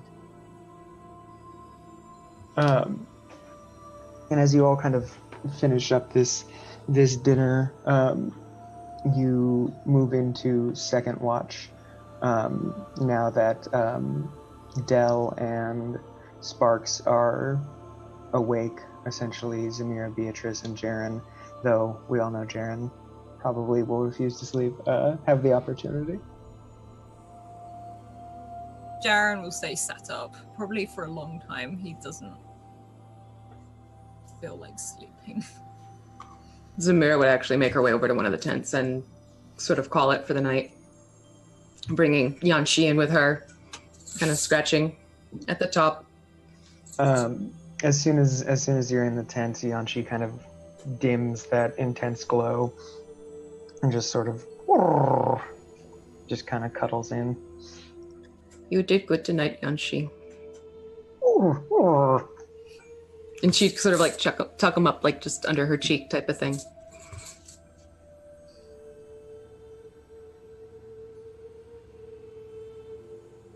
Yeah, Del's just sitting there, like pretty much sitting, probably like on top of a rock, something very much at attention. They probably have their sword like across their lap, and they're just keeping very alert, watching, making sure nothing sneaks up on them.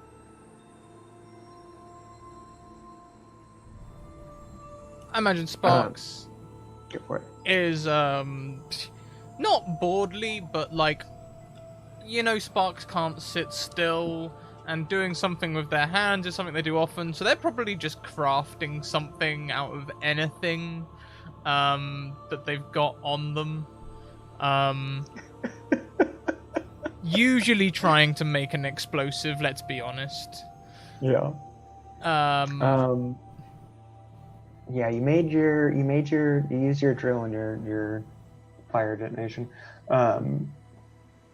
But there is all manner of things in this camp now, including like the large pyramid that was set down that's making this sort of like safety sphere. There's certainly things for him to tinker with. Oh yeah, so like Sparks will sort of wait until everyone's either asleep or not looking, and then just go and have a look if all of the processes and all of the components are 100% necessary in that. Because, a lot of people like to put unnecessary code and unnecessary features in these things. And, who really needs it? You, roll me just a flat d20, and then Del, roll me the same. Have I counted as having a long rest now? Can I put all my pools back up? Yeah. Awesome. Flat d20. That's 4.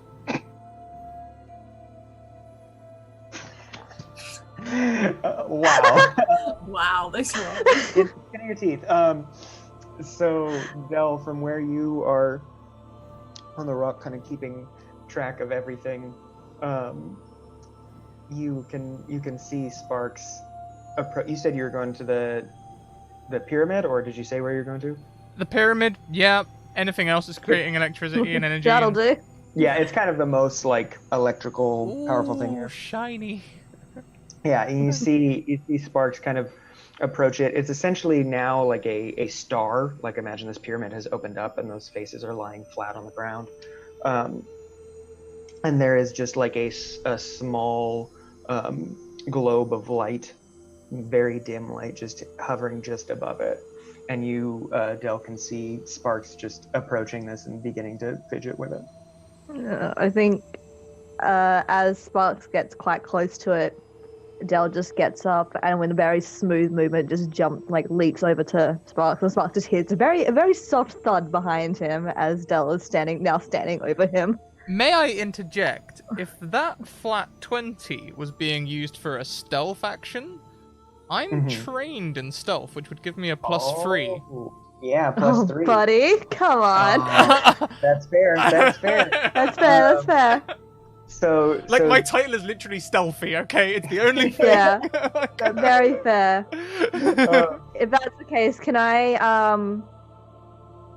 say that I'm not paying attention because I am spending my action to heal the damage that I took with my little repair kit? Yeah, that makes sense. Yeah, you're busy repairing all your various parts. Yeah. And Sparks, you approach this pyramid. Jaren, is that everybody who was awake? Sparks, Jaren, and Del? Yeah. If Jaren, if you think that you'll be keeping an eye out for Sparks, you're welcome to roll a d20. I think if he knows that Del is awake, he's probably actually just taking a moment to stop, and he's going to be eating. He's not too bothered by what Sparks does. He feels if it gets too dangerous, he'll hear it before something really bad happens. So Sparks, you examine this this Numenera. Roll me a level 4 intellect test to identify it. Level 4. Mm-hmm. The way I've been rolling, I'm putting some effort in. That's fair. So I'll drop it down to 3.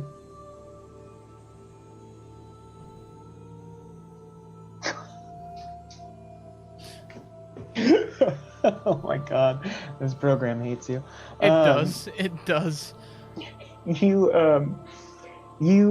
aren't really able to discern its exact workings and how to you wouldn't be able to really like edit it in any specific way or mod it. It is fairly clear that it's set up to make a small environment within a certain radius that is kind of similar to the Moraviri home. And as you are sort of starting to dig further into it and start to just about to gain a better grasp of kind of what this thing is and how you might be able to use it to turn it into a bomb, you just hear tink, tink, tink, tink, tink. And sitting next to you is Roostaban. And the orb just swivels over to you. And you see the head sort of come out. I would leave it alone, though. Why? Because it's the only thing that's keeping all of the night monsters from killing us all while we sleep. Is this thing keeping Batty away? And you see Roostaban pause. It's... yes. And then he looks towards Del like, oh god, I've done something horrible. I will I'm be fixing my dents. very responsible. Can I call you Rooty? Like, not... Roostybon seems a really long name. Or maybe Bonnie. How about Bonnie? You may call me Rudy. Rudy! Awesome! Well, I'll tell you what then. You'd better guard this. Because it seems really important. Can I task you with things? Can I give you tasks? Is that out of line? Do I need to get your consent first? Jaren was teaching me about consent. Consent would be nice. Would you mind if I gave you a task? Sure. Character development. Great! Look after this, will you? Yeah, why not? Do I pet you or something? Would you like that? Please don't. Alright. And Roostaban, he stays sat there, and then the head sort of fades back into the fog, but it's still sitting there. Good. Right. No petting. Okay. I'll just go and play with Dale then.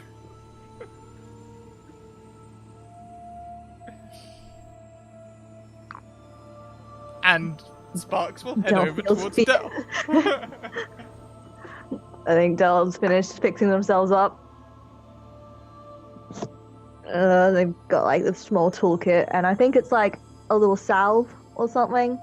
And it looks like appearance-wise, it looks like mercury or something, but texture-wise, it's like a salve, like maybe a body butter or something. And they rub it on, and as like a body butter would blend to the skin, this blends into like the metal and just fixes it up. Nice. And they put that away. And they look to Sparks like, is everything all right? Yeah, Sparks just comes along and is not keeping watch at all, sits opposite Del and is staring. Yes, everything's fine.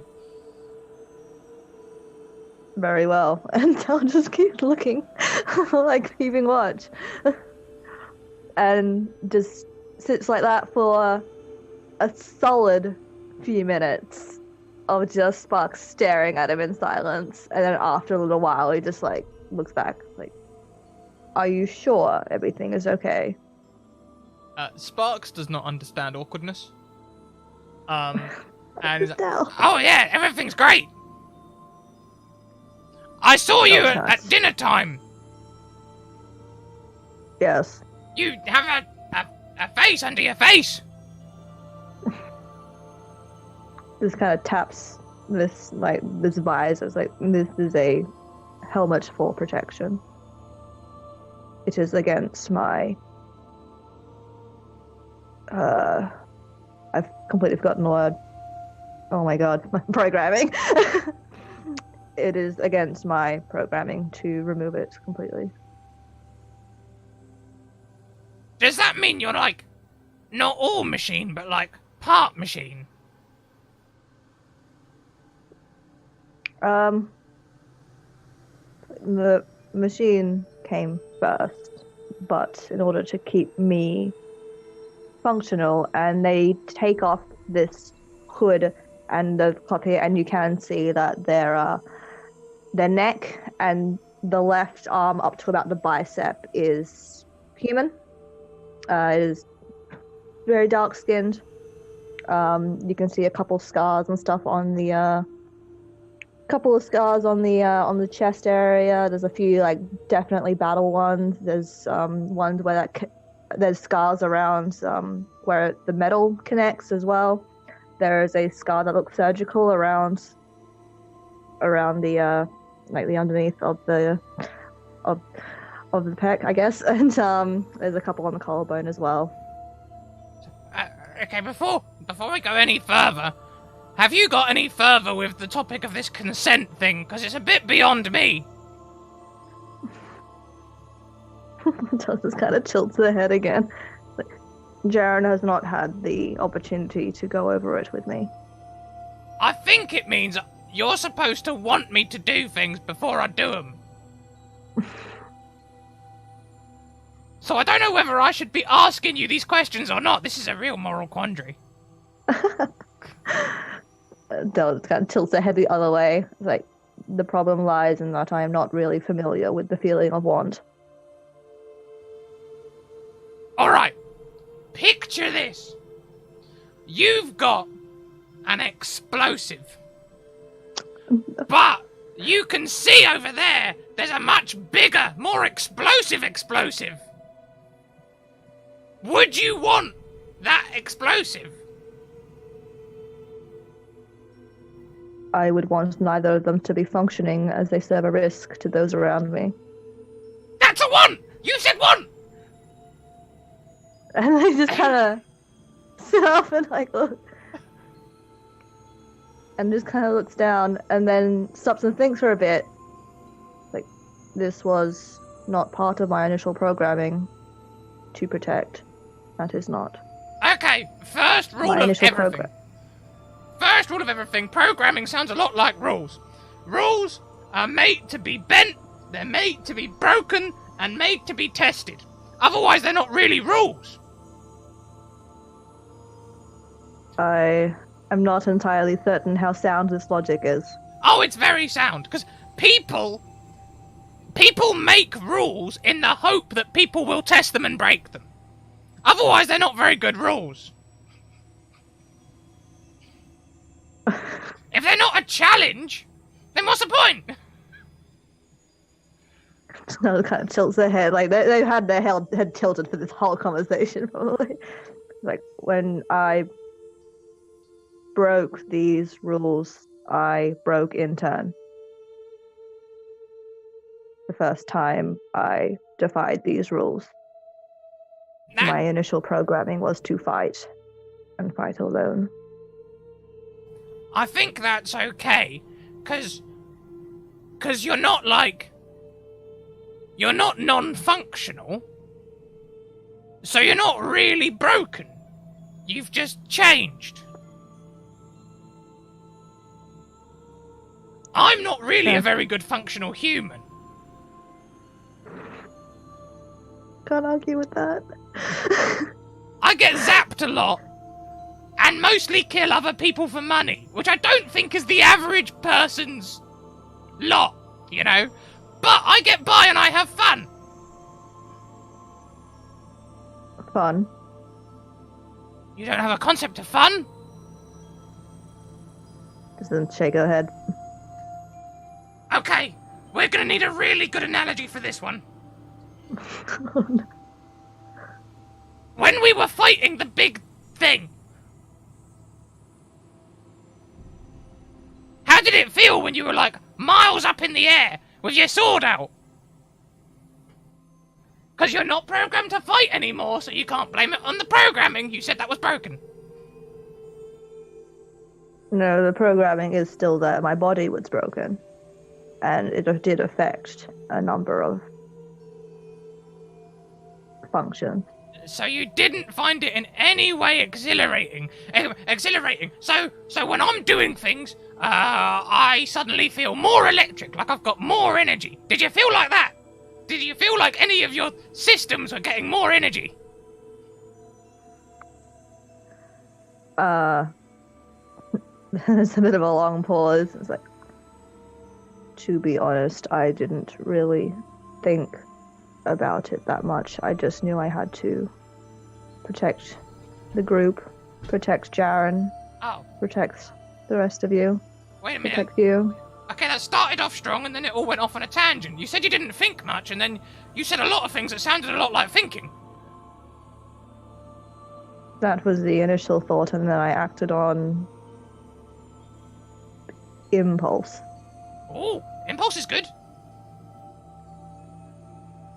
Because I find that energy addictive. I love energy, and I'm always seeking more. Be it flying off of something really big and tall, or standing on something really explosive with a thin sheet of metal. Don't know if you saw that, it was really fun. Or otherwise. I did. I get so much energy out of it. Let's not talk about the sleep thing.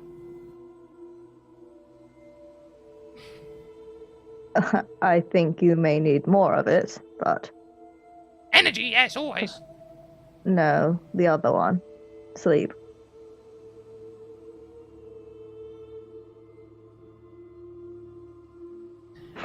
Have you ever tried flying? I have not. Would you like to?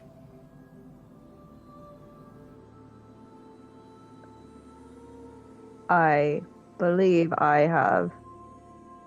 Wait, does the gliding count? No, we just fell off of something with wings. I mean going up.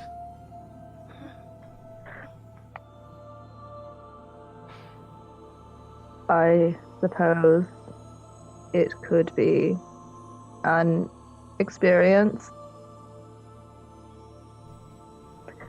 Right, have you got any non-essential components which I could use to make an explosive? Maybe spares in your pack or something like that. I don't mean something off of your person. Del just kind of looks at themselves, looks at everything, it's like, I believe everything is vital to my function.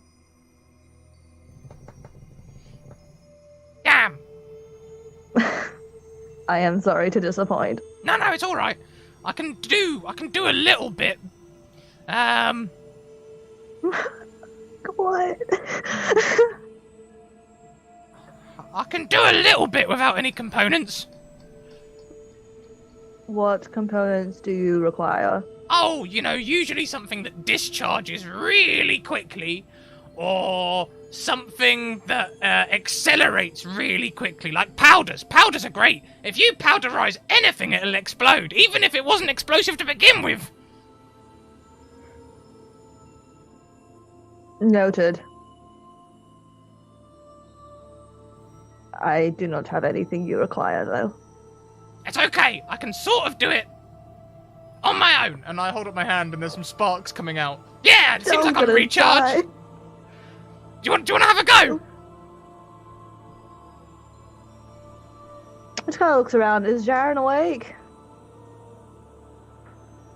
Jaren's awake, but he's like on the other side because he assumed you were watching one side of camp and he's watching the other side, just finishing off his dinner, effectively. Look, like, if we are to do this, we should make sure that the rest are safe. They will 100% be safe. What we'll do is, they've got that little thing which is keeping Batty and all the other things away. I already checked that out. So they're all right. We will only be about 50 yards from the camp to ensure their safety, and it'll only take us around a minute, because all things really fun happen really quickly. Noted. Those kind of stares and sparks. This isn't about protecting anyone. Do you want to try it?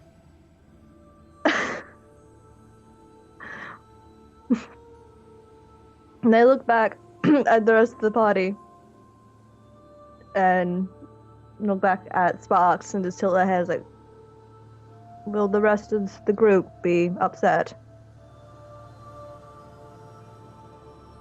Sometimes they get crotchety when people have too much fun. That's true. But what they don't know Can't hurt them.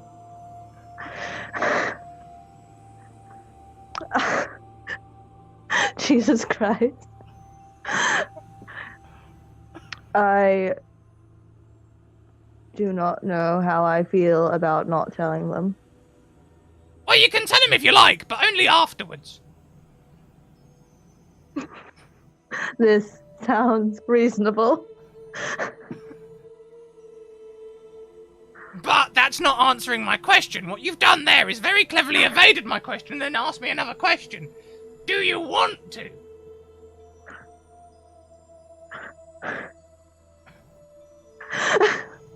I'm trying so hard. Fucking hell. Again, I just told I head to the other side. It's like, I suppose it could not hurt to have an experience in 1 minute. Excellent! Brilliant!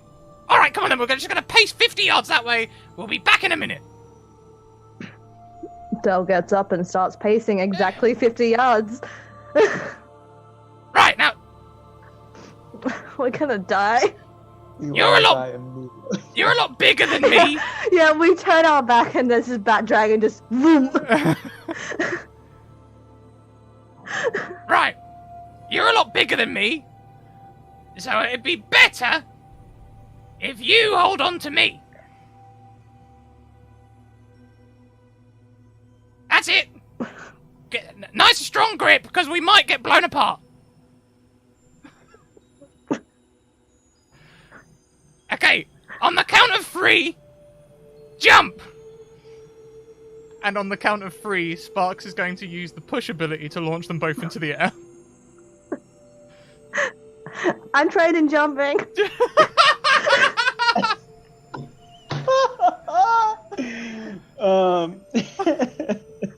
is gonna be like Superman taking off from a dead stance. Is it gonna be that point that Jared's like, huh?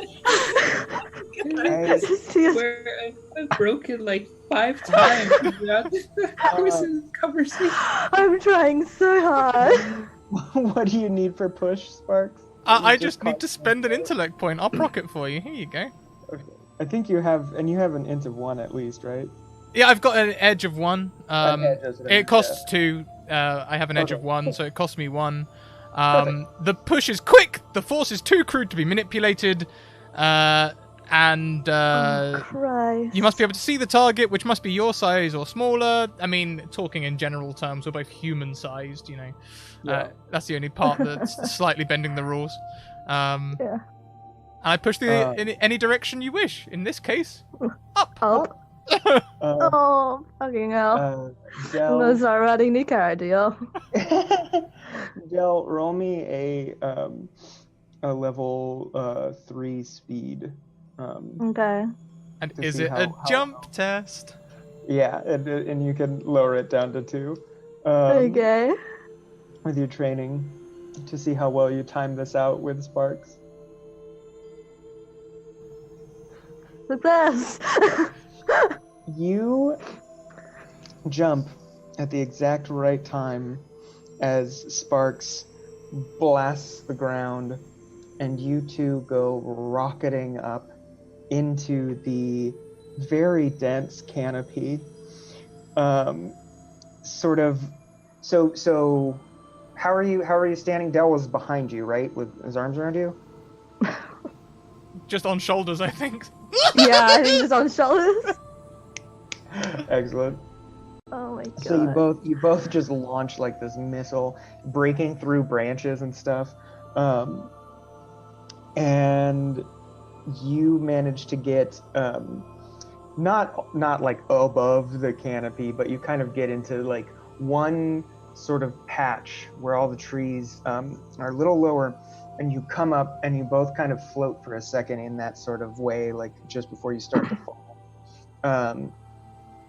And you see this beautiful moonlit night. You see the sunlight kind of across the trees. There's certainly more trees that rise kind of above where you're at. You have a pretty good view. You can see Davia's perch glowing in the distance. and then you both start to fall. On the way up, can I be screaming, Oh no! Oh no! You can roll me a level 3 intellect test, Scrat. Okay, I gotta hear that, right? Yes, I know I'm distracted, and Jared just stops, looks around, and then there's no one in camp. and then up as he screams. And just like, oh god! Little boy in Yes! white. put a little bit of effort in, it paid off. Oh my So you kind of, as you're screaming this, you rise up to the top and you see, like, you look out across this vista, and then you get scooped up in large talons, large hands, essentially, and you're sort of circling over the treetops as you rise higher and higher, and sure enough, Sparks's Raskar is just holding you both, just flying around over the mountaintops, and Jaren, through the kind of hole in the clearing where you're sitting at, in the canopy, you look up and you just see full on like E.T., just like a silhouette of this Raskar and Scrat and Del over the moon, just like flying across it. I think he quickly looks over to Zamir and Bitch's tent to check they're still in there, looks back up, and starts to finish his dinner. What is he gonna do? He's just like, I'm not going up there. That is the most valid reaction. That'll be fine. Stop chaos. There's other points you're like, I can do nothing. I'm going to enjoy my life. It's already happened. It's already happened. So what would either of you like to do in this creature's grasp? I will call over my shoulder. Well, Del, what do you think? No, wait, hang on a minute, that's wrong. No, not think. That's like programming. How do you feel?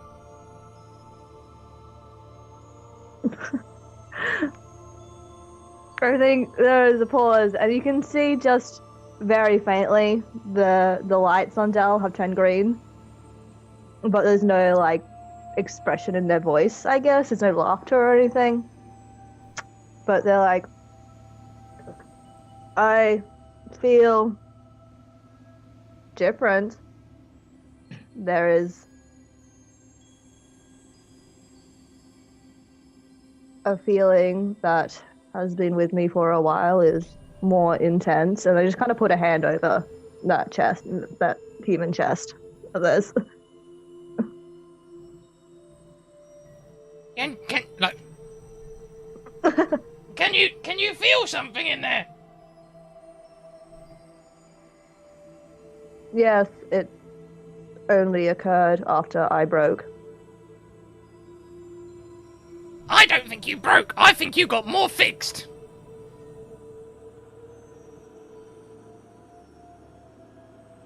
I don't quite understand. We better start heading back. We're running out of minute. But have you ever trained? You're a battle thing, right? I am. Do you understand how human bodies work?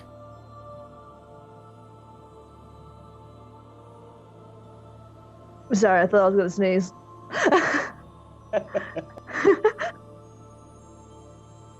Just to an extent, Right. but not particularly well. So, okay. You'll have to just trust me a little bit then. You've trusted me so far, and I appreciate that. When you're, like, born and grow up, you've got really crap bones. They're really weak. To make them stronger, you have to break them and reset them a few times. That way they grow back stronger. So, after breaking, my bones have gotten stronger. Similar, not your bones though. That'd be more like the metal bits on you, I think. The breaking makes way for new development. Is my point.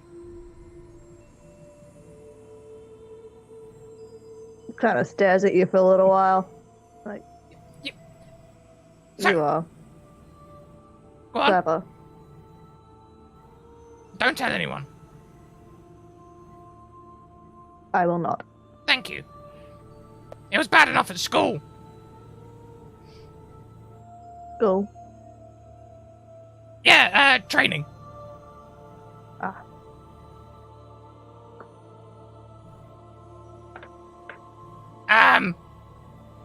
So when you broke, it just made room for more development.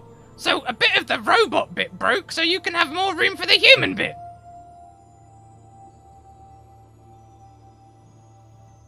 I suppose you are correct.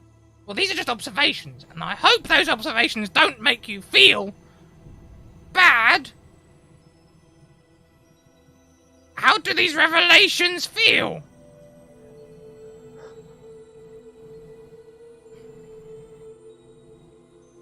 Strange. I am not familiar with them. But perhaps with training, I will learn. I would like to offer you both a GM intrusion at this point. Oh, motherfucker! Gimme. Would Well, you like that, Dell? yeah, I guess. Okay, so you both gain 1 experience point. As Batty flies down into a large tree and drops you into what is a massive nest where 5 smaller Raskars wait with kind of hungry looks in their eyes, and they sort of and Batty sets Dell down, and then sort of sets Dell down like in front of the babies, and then sort of just nuzzles into Sparks, and just kind of gives Dell just like a bump with its paw towards the babies. Jules kind of looks at these babies like, They and then are. looks back up. They're basically like. So they're quadrupeds, and they are about. If they were to sit on their hindquarters, their head would come up probably to your waist, and they have much fluffier fur and big like bat ears. Oh, And one of them sort of like looks at you a little wider-eyed, and its tail starts swishing as it sort of starts like walking around you a little bit, like pacing. Dell is tracing its movements, like pivoting from the hip as it watches this thing.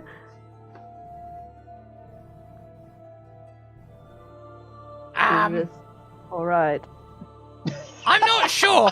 I think Batty might think that perhaps I've bought them some food, as in you, for the babies. They're gonna have a tough time of it, because I imagine you're not very easy to eat. I do not believe I am. No, me neither. And I just kind of look down at one of these babies like, I do not want to hurt them. Try petting them instead. Scratch its ears, just like this, and I'll scratch Batty's ears.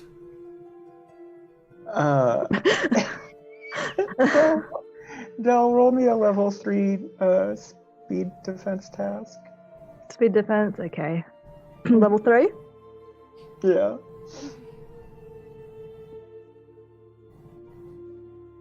Yeah. I'm specialized in speed defense. So. You very quickly just pull your hand back as it opens its mouth, and its mouth is just massive and filled with like those needle baby teeth as it just takes this big chomp, and you pull your hand back, and then it I gets just look down. back at Sparks like it did not work. No, it didn't. Oh dear. Should I leave?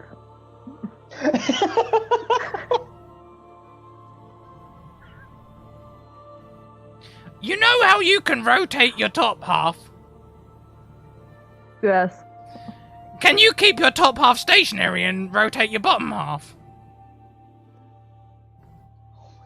They kind of do like a little pirouette, I guess, like on this blade tip, and their top half stays stationary. Right. I can. We're gonna do a little bit of trickery here. I'm gonna make it look like I'm trying to feed you to them. Then you spin really, really fast. We should slice right through the bottom of this nest and escape. He's just asking for a drill, Del. Yep. A drill, if you will.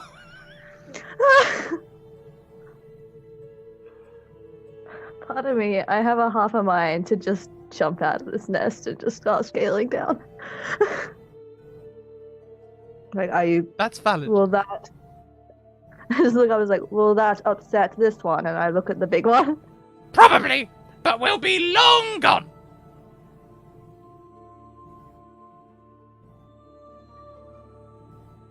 I do not want it to follow us to camp. Don't worry, there's a thing in camp designed to keep Batty away. Rooty told me so. Has this been tested? Well, I assume so, otherwise they wouldn't be so confident about the fact it works. They told me not to play with it, because it keeps away creatures. I said, what, like Batty? They said yes. I would like to just start parkouring down this tree. Oh, Sparks, you kind of look as Dale just sort of hops off the tree. Roll me a level 4 speed task. It would count as jumping, so you can take it down to 3. Okay, I am trained in jumping. I am also trained in balance. Oh, nice, perfect. Yeah, so you can knock it down to a 2. Hell yeah. Oh. Click on that for 3, and then balance will bring it down to a 2. Oh, shit. Oh, how the dice do turn. Yeah, I knew this was gonna happen after the last game. It had to happen. Do we have a reroll? I don't think anyone has a reroll at the moment. There's none on the overlay. You also can use experience points to reroll if you want to. I think I might. Okay, it just costs 1 XP. Okay, cool. Great, because I just got one of those by the person that got me into this mess in the first place. Okay. A chill session, they said. But I mean, there's a spark spell. That's the opposite. Oh, the yeah. duality of man. Wow, look at that. That turnaround is amazing. Yeah, you're very easily able to get down, just moving branch to branch. Is there a specific major effect you'd like to use? I would like to. I guess to make it so these bat creatures realize that I'm not a tasty snack somehow. How would you do that? Look metal. Just look metal. Bust out an electric guitar. Appear inedible.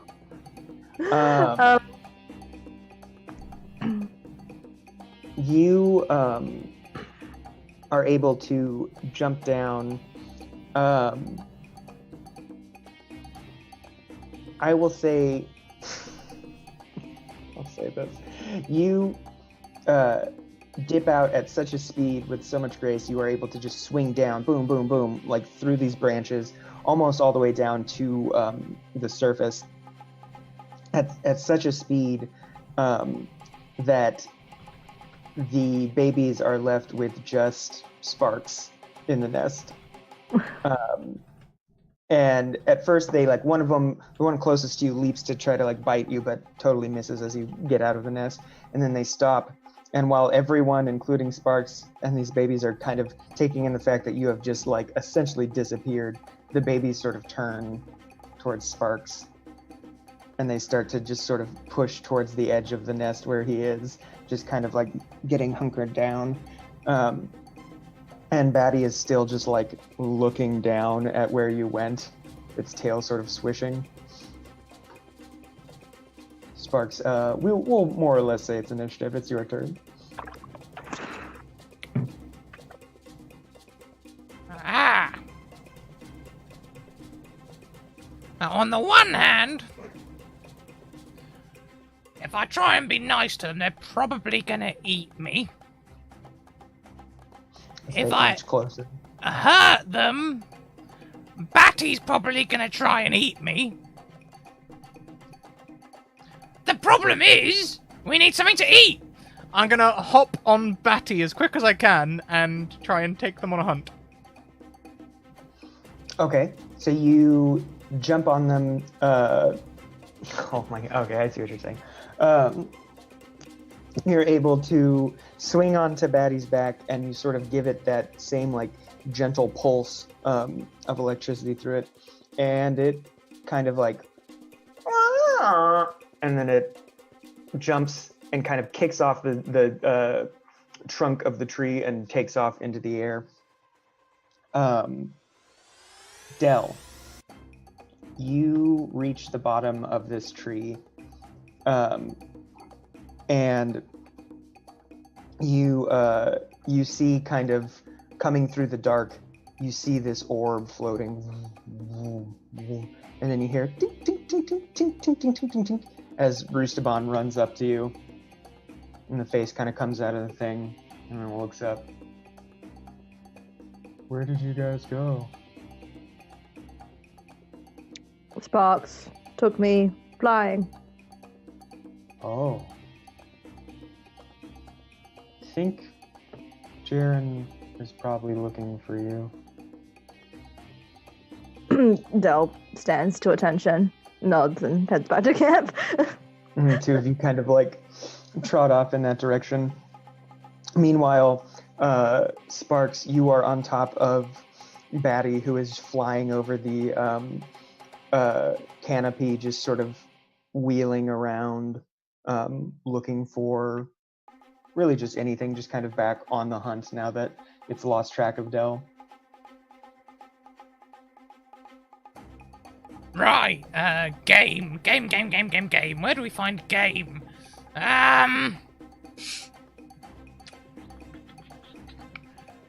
There was a whole bunch of spearcross. Was Spearcross made of flesh? They're made of flesh, right? Mm-hmm. I wonder if any of them are left. God, they're gonna find us. I'll fly to the battlefield. You fly in the direction of the battlefield, and as you pass the tree line, looking down across the glowing plains, you can see the many bodies of Spearcross kind of littered everywhere.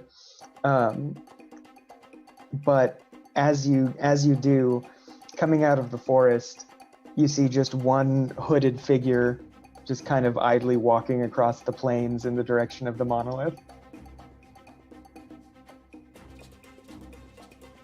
A hooded figure heading towards the monolith.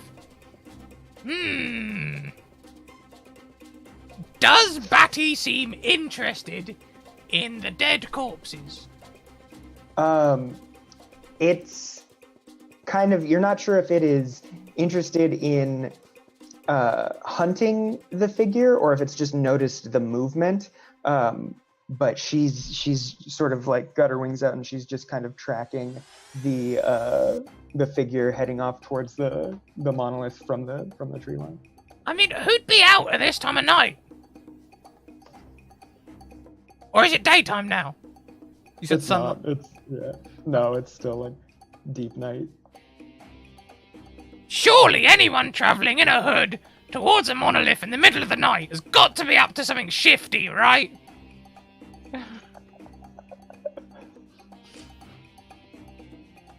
I'm struggling with this one because it's not right, is it? I'll let Batty fly towards the hooded creature for now. It kind of wheels and then out of the night gives this loud screech and just kind of like goes into a dive towards this figure, and you see the figure look up, and then just start just booking it towards the monolith. I wonder where this monolith goes. I'm gonna try and pull up on Batty and fly through the monolith. Well, you would know it's the same one. This is the one that goes to Davia's perch. Oh. Yeah, you would know it's the one that connects to the center of the perch. Now there's plenty to eat there. But not really ideal. Oh, I can't believe I'm gonna spend this. I've been trying to save them.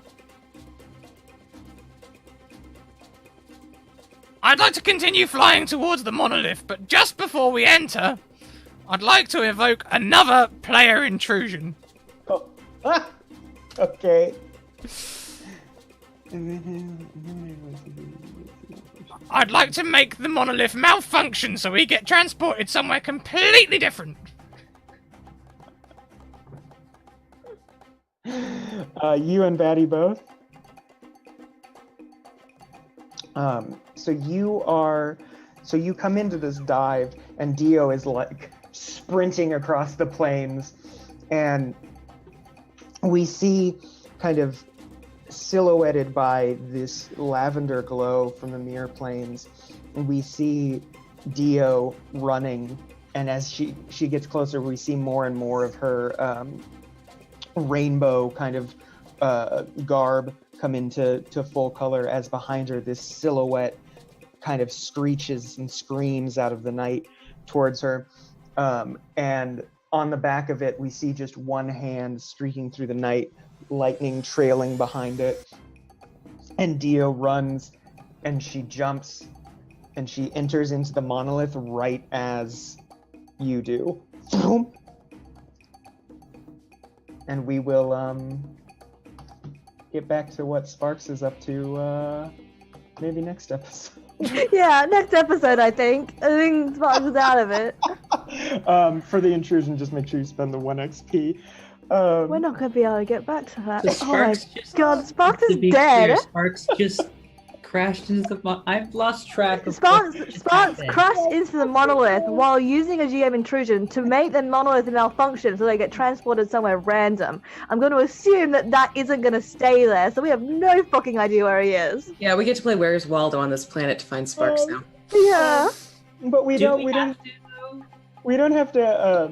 we're not gonna end the episode. I just wanna cut away from that scene. I would love to apologize, but at the same time, Oh, sorry. I didn't feel like you would. You absolutely Sorry at no all. remorse whatsoever for this one. I feel like you would only say it for the sake of going through the motion, not because you genuinely feel sorry. Okay. I feel again, if Jaren could have seen this, just watched. Like, yeah, there he goes. He'll be fine. Oh god. You are There's a mother. Like, there is a nest of babies out there now. Without a mother. No, God. Look at all the things that you have just unleashed. Jaren, this is fine. This is fine. You're finishing your dinner as Del and Roostaban enter into the camp. He's sort of there with like the last bit of his dinner. may I just, as one last bit of my intrusion, say that all of this ridiculousness lasted exactly 1 minute? Would that be okay? Can I request that? Sure. Sparks Wow. really wanted to get Del back on time. That's fair. Okay, if you're gonna spend the XP for it, sure, why not? And Jaren is just eating the last sort of bit of his dinner, looks over at Del, looks at Roosterban a little bit, doesn't see Sparks, he's like, oh, he'll be back. So did you have fun? Like, as he sort of watched you, he's like, I know you can't process it fully, but did you have fun? Del just kind of puts a hand like over the chest, almost curiously. It's like, perhaps I am not familiar with the feeling, but I do feel different. Good, different? Different. Fair enough. He sort of goes to the last bit of me, just not phased by the fact that Sparks is missing. He saw Dell get fired up into the air, and now Hey. Rusamon's there because he didn't even notice Rusamon leave. So he's like, again, making sure that Beatrice and Zamira are still in their tents. Fine. Stay sitting. Yeah. Dell will sit on a rock near you, or just anywhere near you. Kind of look over at Jared and tilt their head a bit and stare for a beat too long. And just be like, were you built to fight? What? I was built to fight. You are also quite adept at it. I was curious.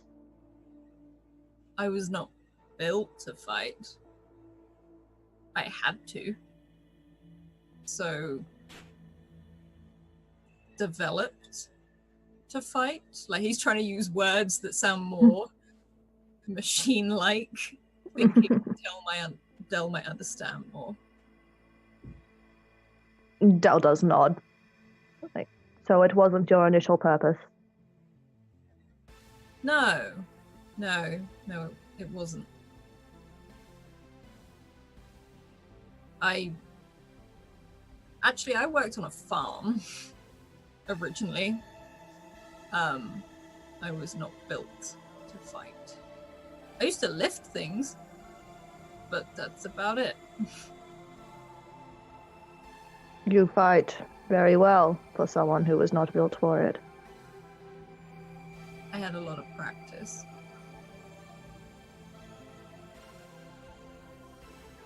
Just kind of nod.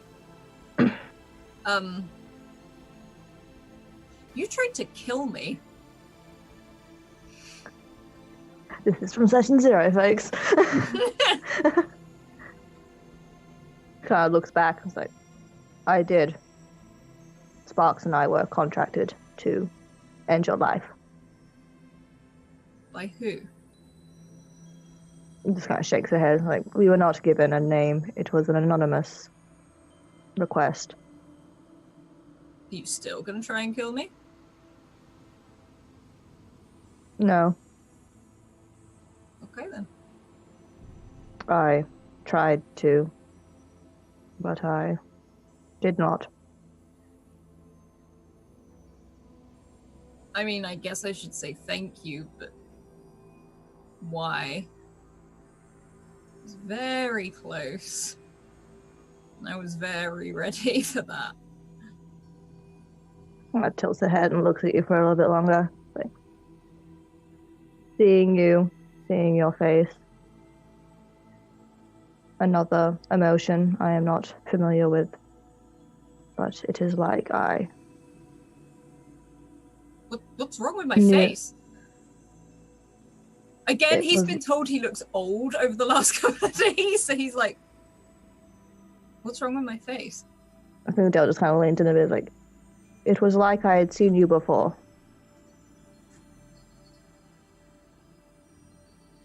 But I did not know where. I've not seen you before. I feel as if I have seen you, but I don't know where.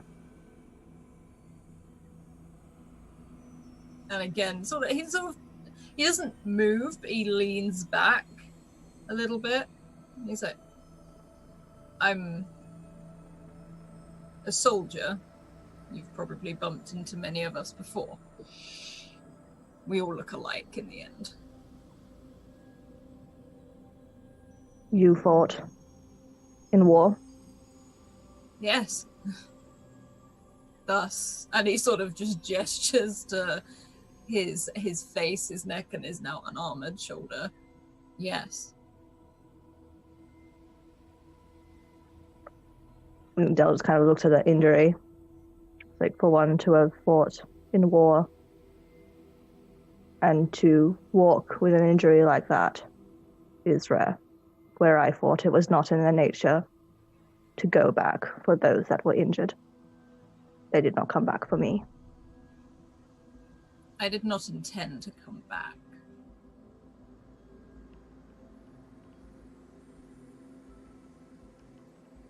I think Del just kind of looks at you for a long while.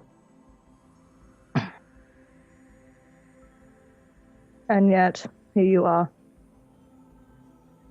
Not by choice. Kind of looks back at the tent. No. You still fight despite this? Yes, well, when I came back from something I didn't think I was coming back from, I was useless. People didn't want me around, so to say, and I wasn't gonna be murdered in my own bed. And this passes the time. And Del just kind of nods a bit and then looks away. Like, I apologize for making an attempt on your life.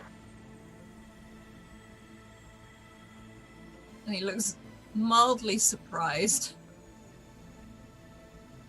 Thank you. And I think Del almost mechanically puts a hand on Jaren's good shoulder and just says, from here on out, you are safe with me. And he stares at him while like, so you're not going to try kill me again? It's No. Sparks? I cannot speak for Sparks. I do not know his functions.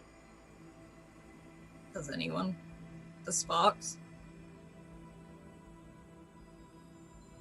I don't think there's an answer. Yeah, I know. You're silent, like deadpan. He sort of chuckles slightly. Yeah. Okay. Well, I appreciate you not killing me, and I appreciate the apology.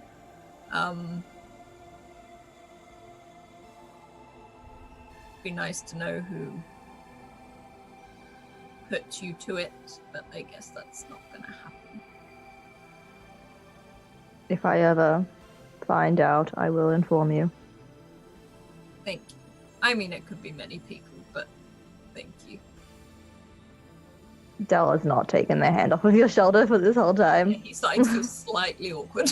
He's just there.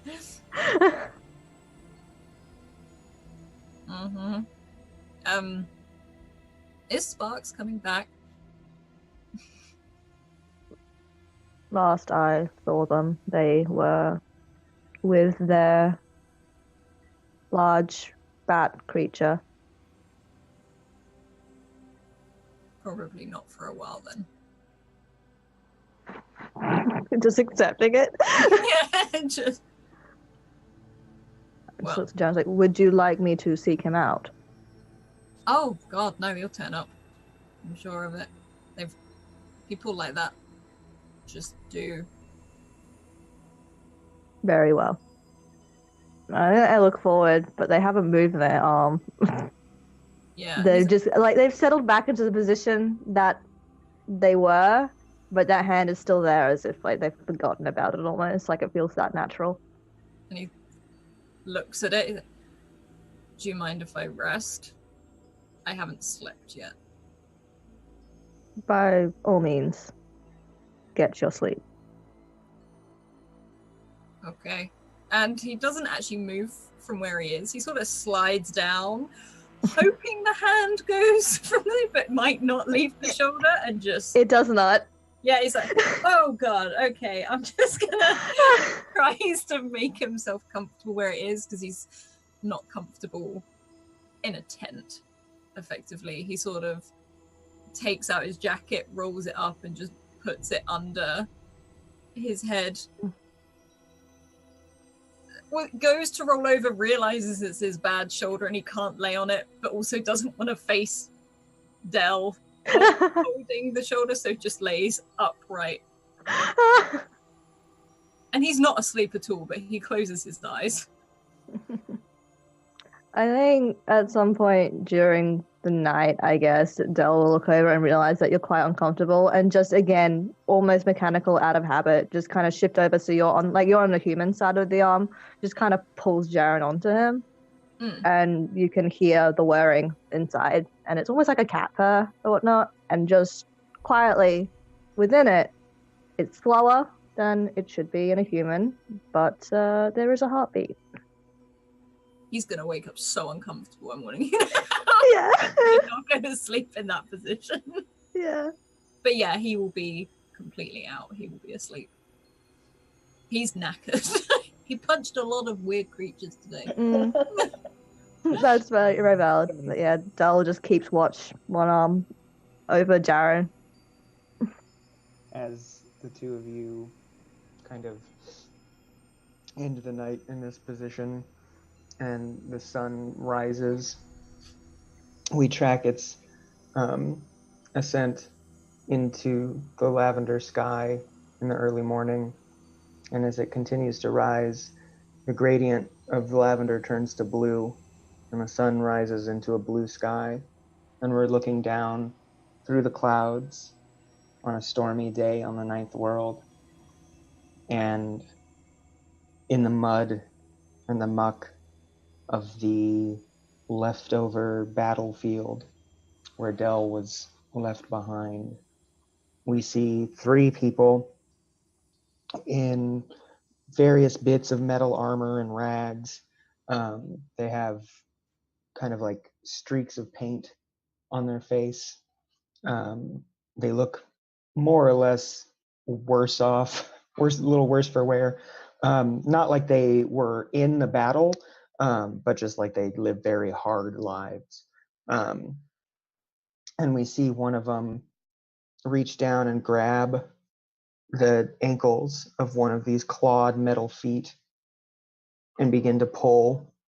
Another one goes around the side and loops the hands under the torso and lifts, and they pull this battered, smashed up war machine that was Dell, and they sort of begin just to carry it off into the distance as a light rain begins to fall over the battlefield.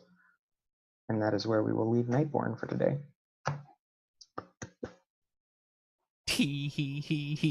God damn it, Scrat. Damn it, Scrat.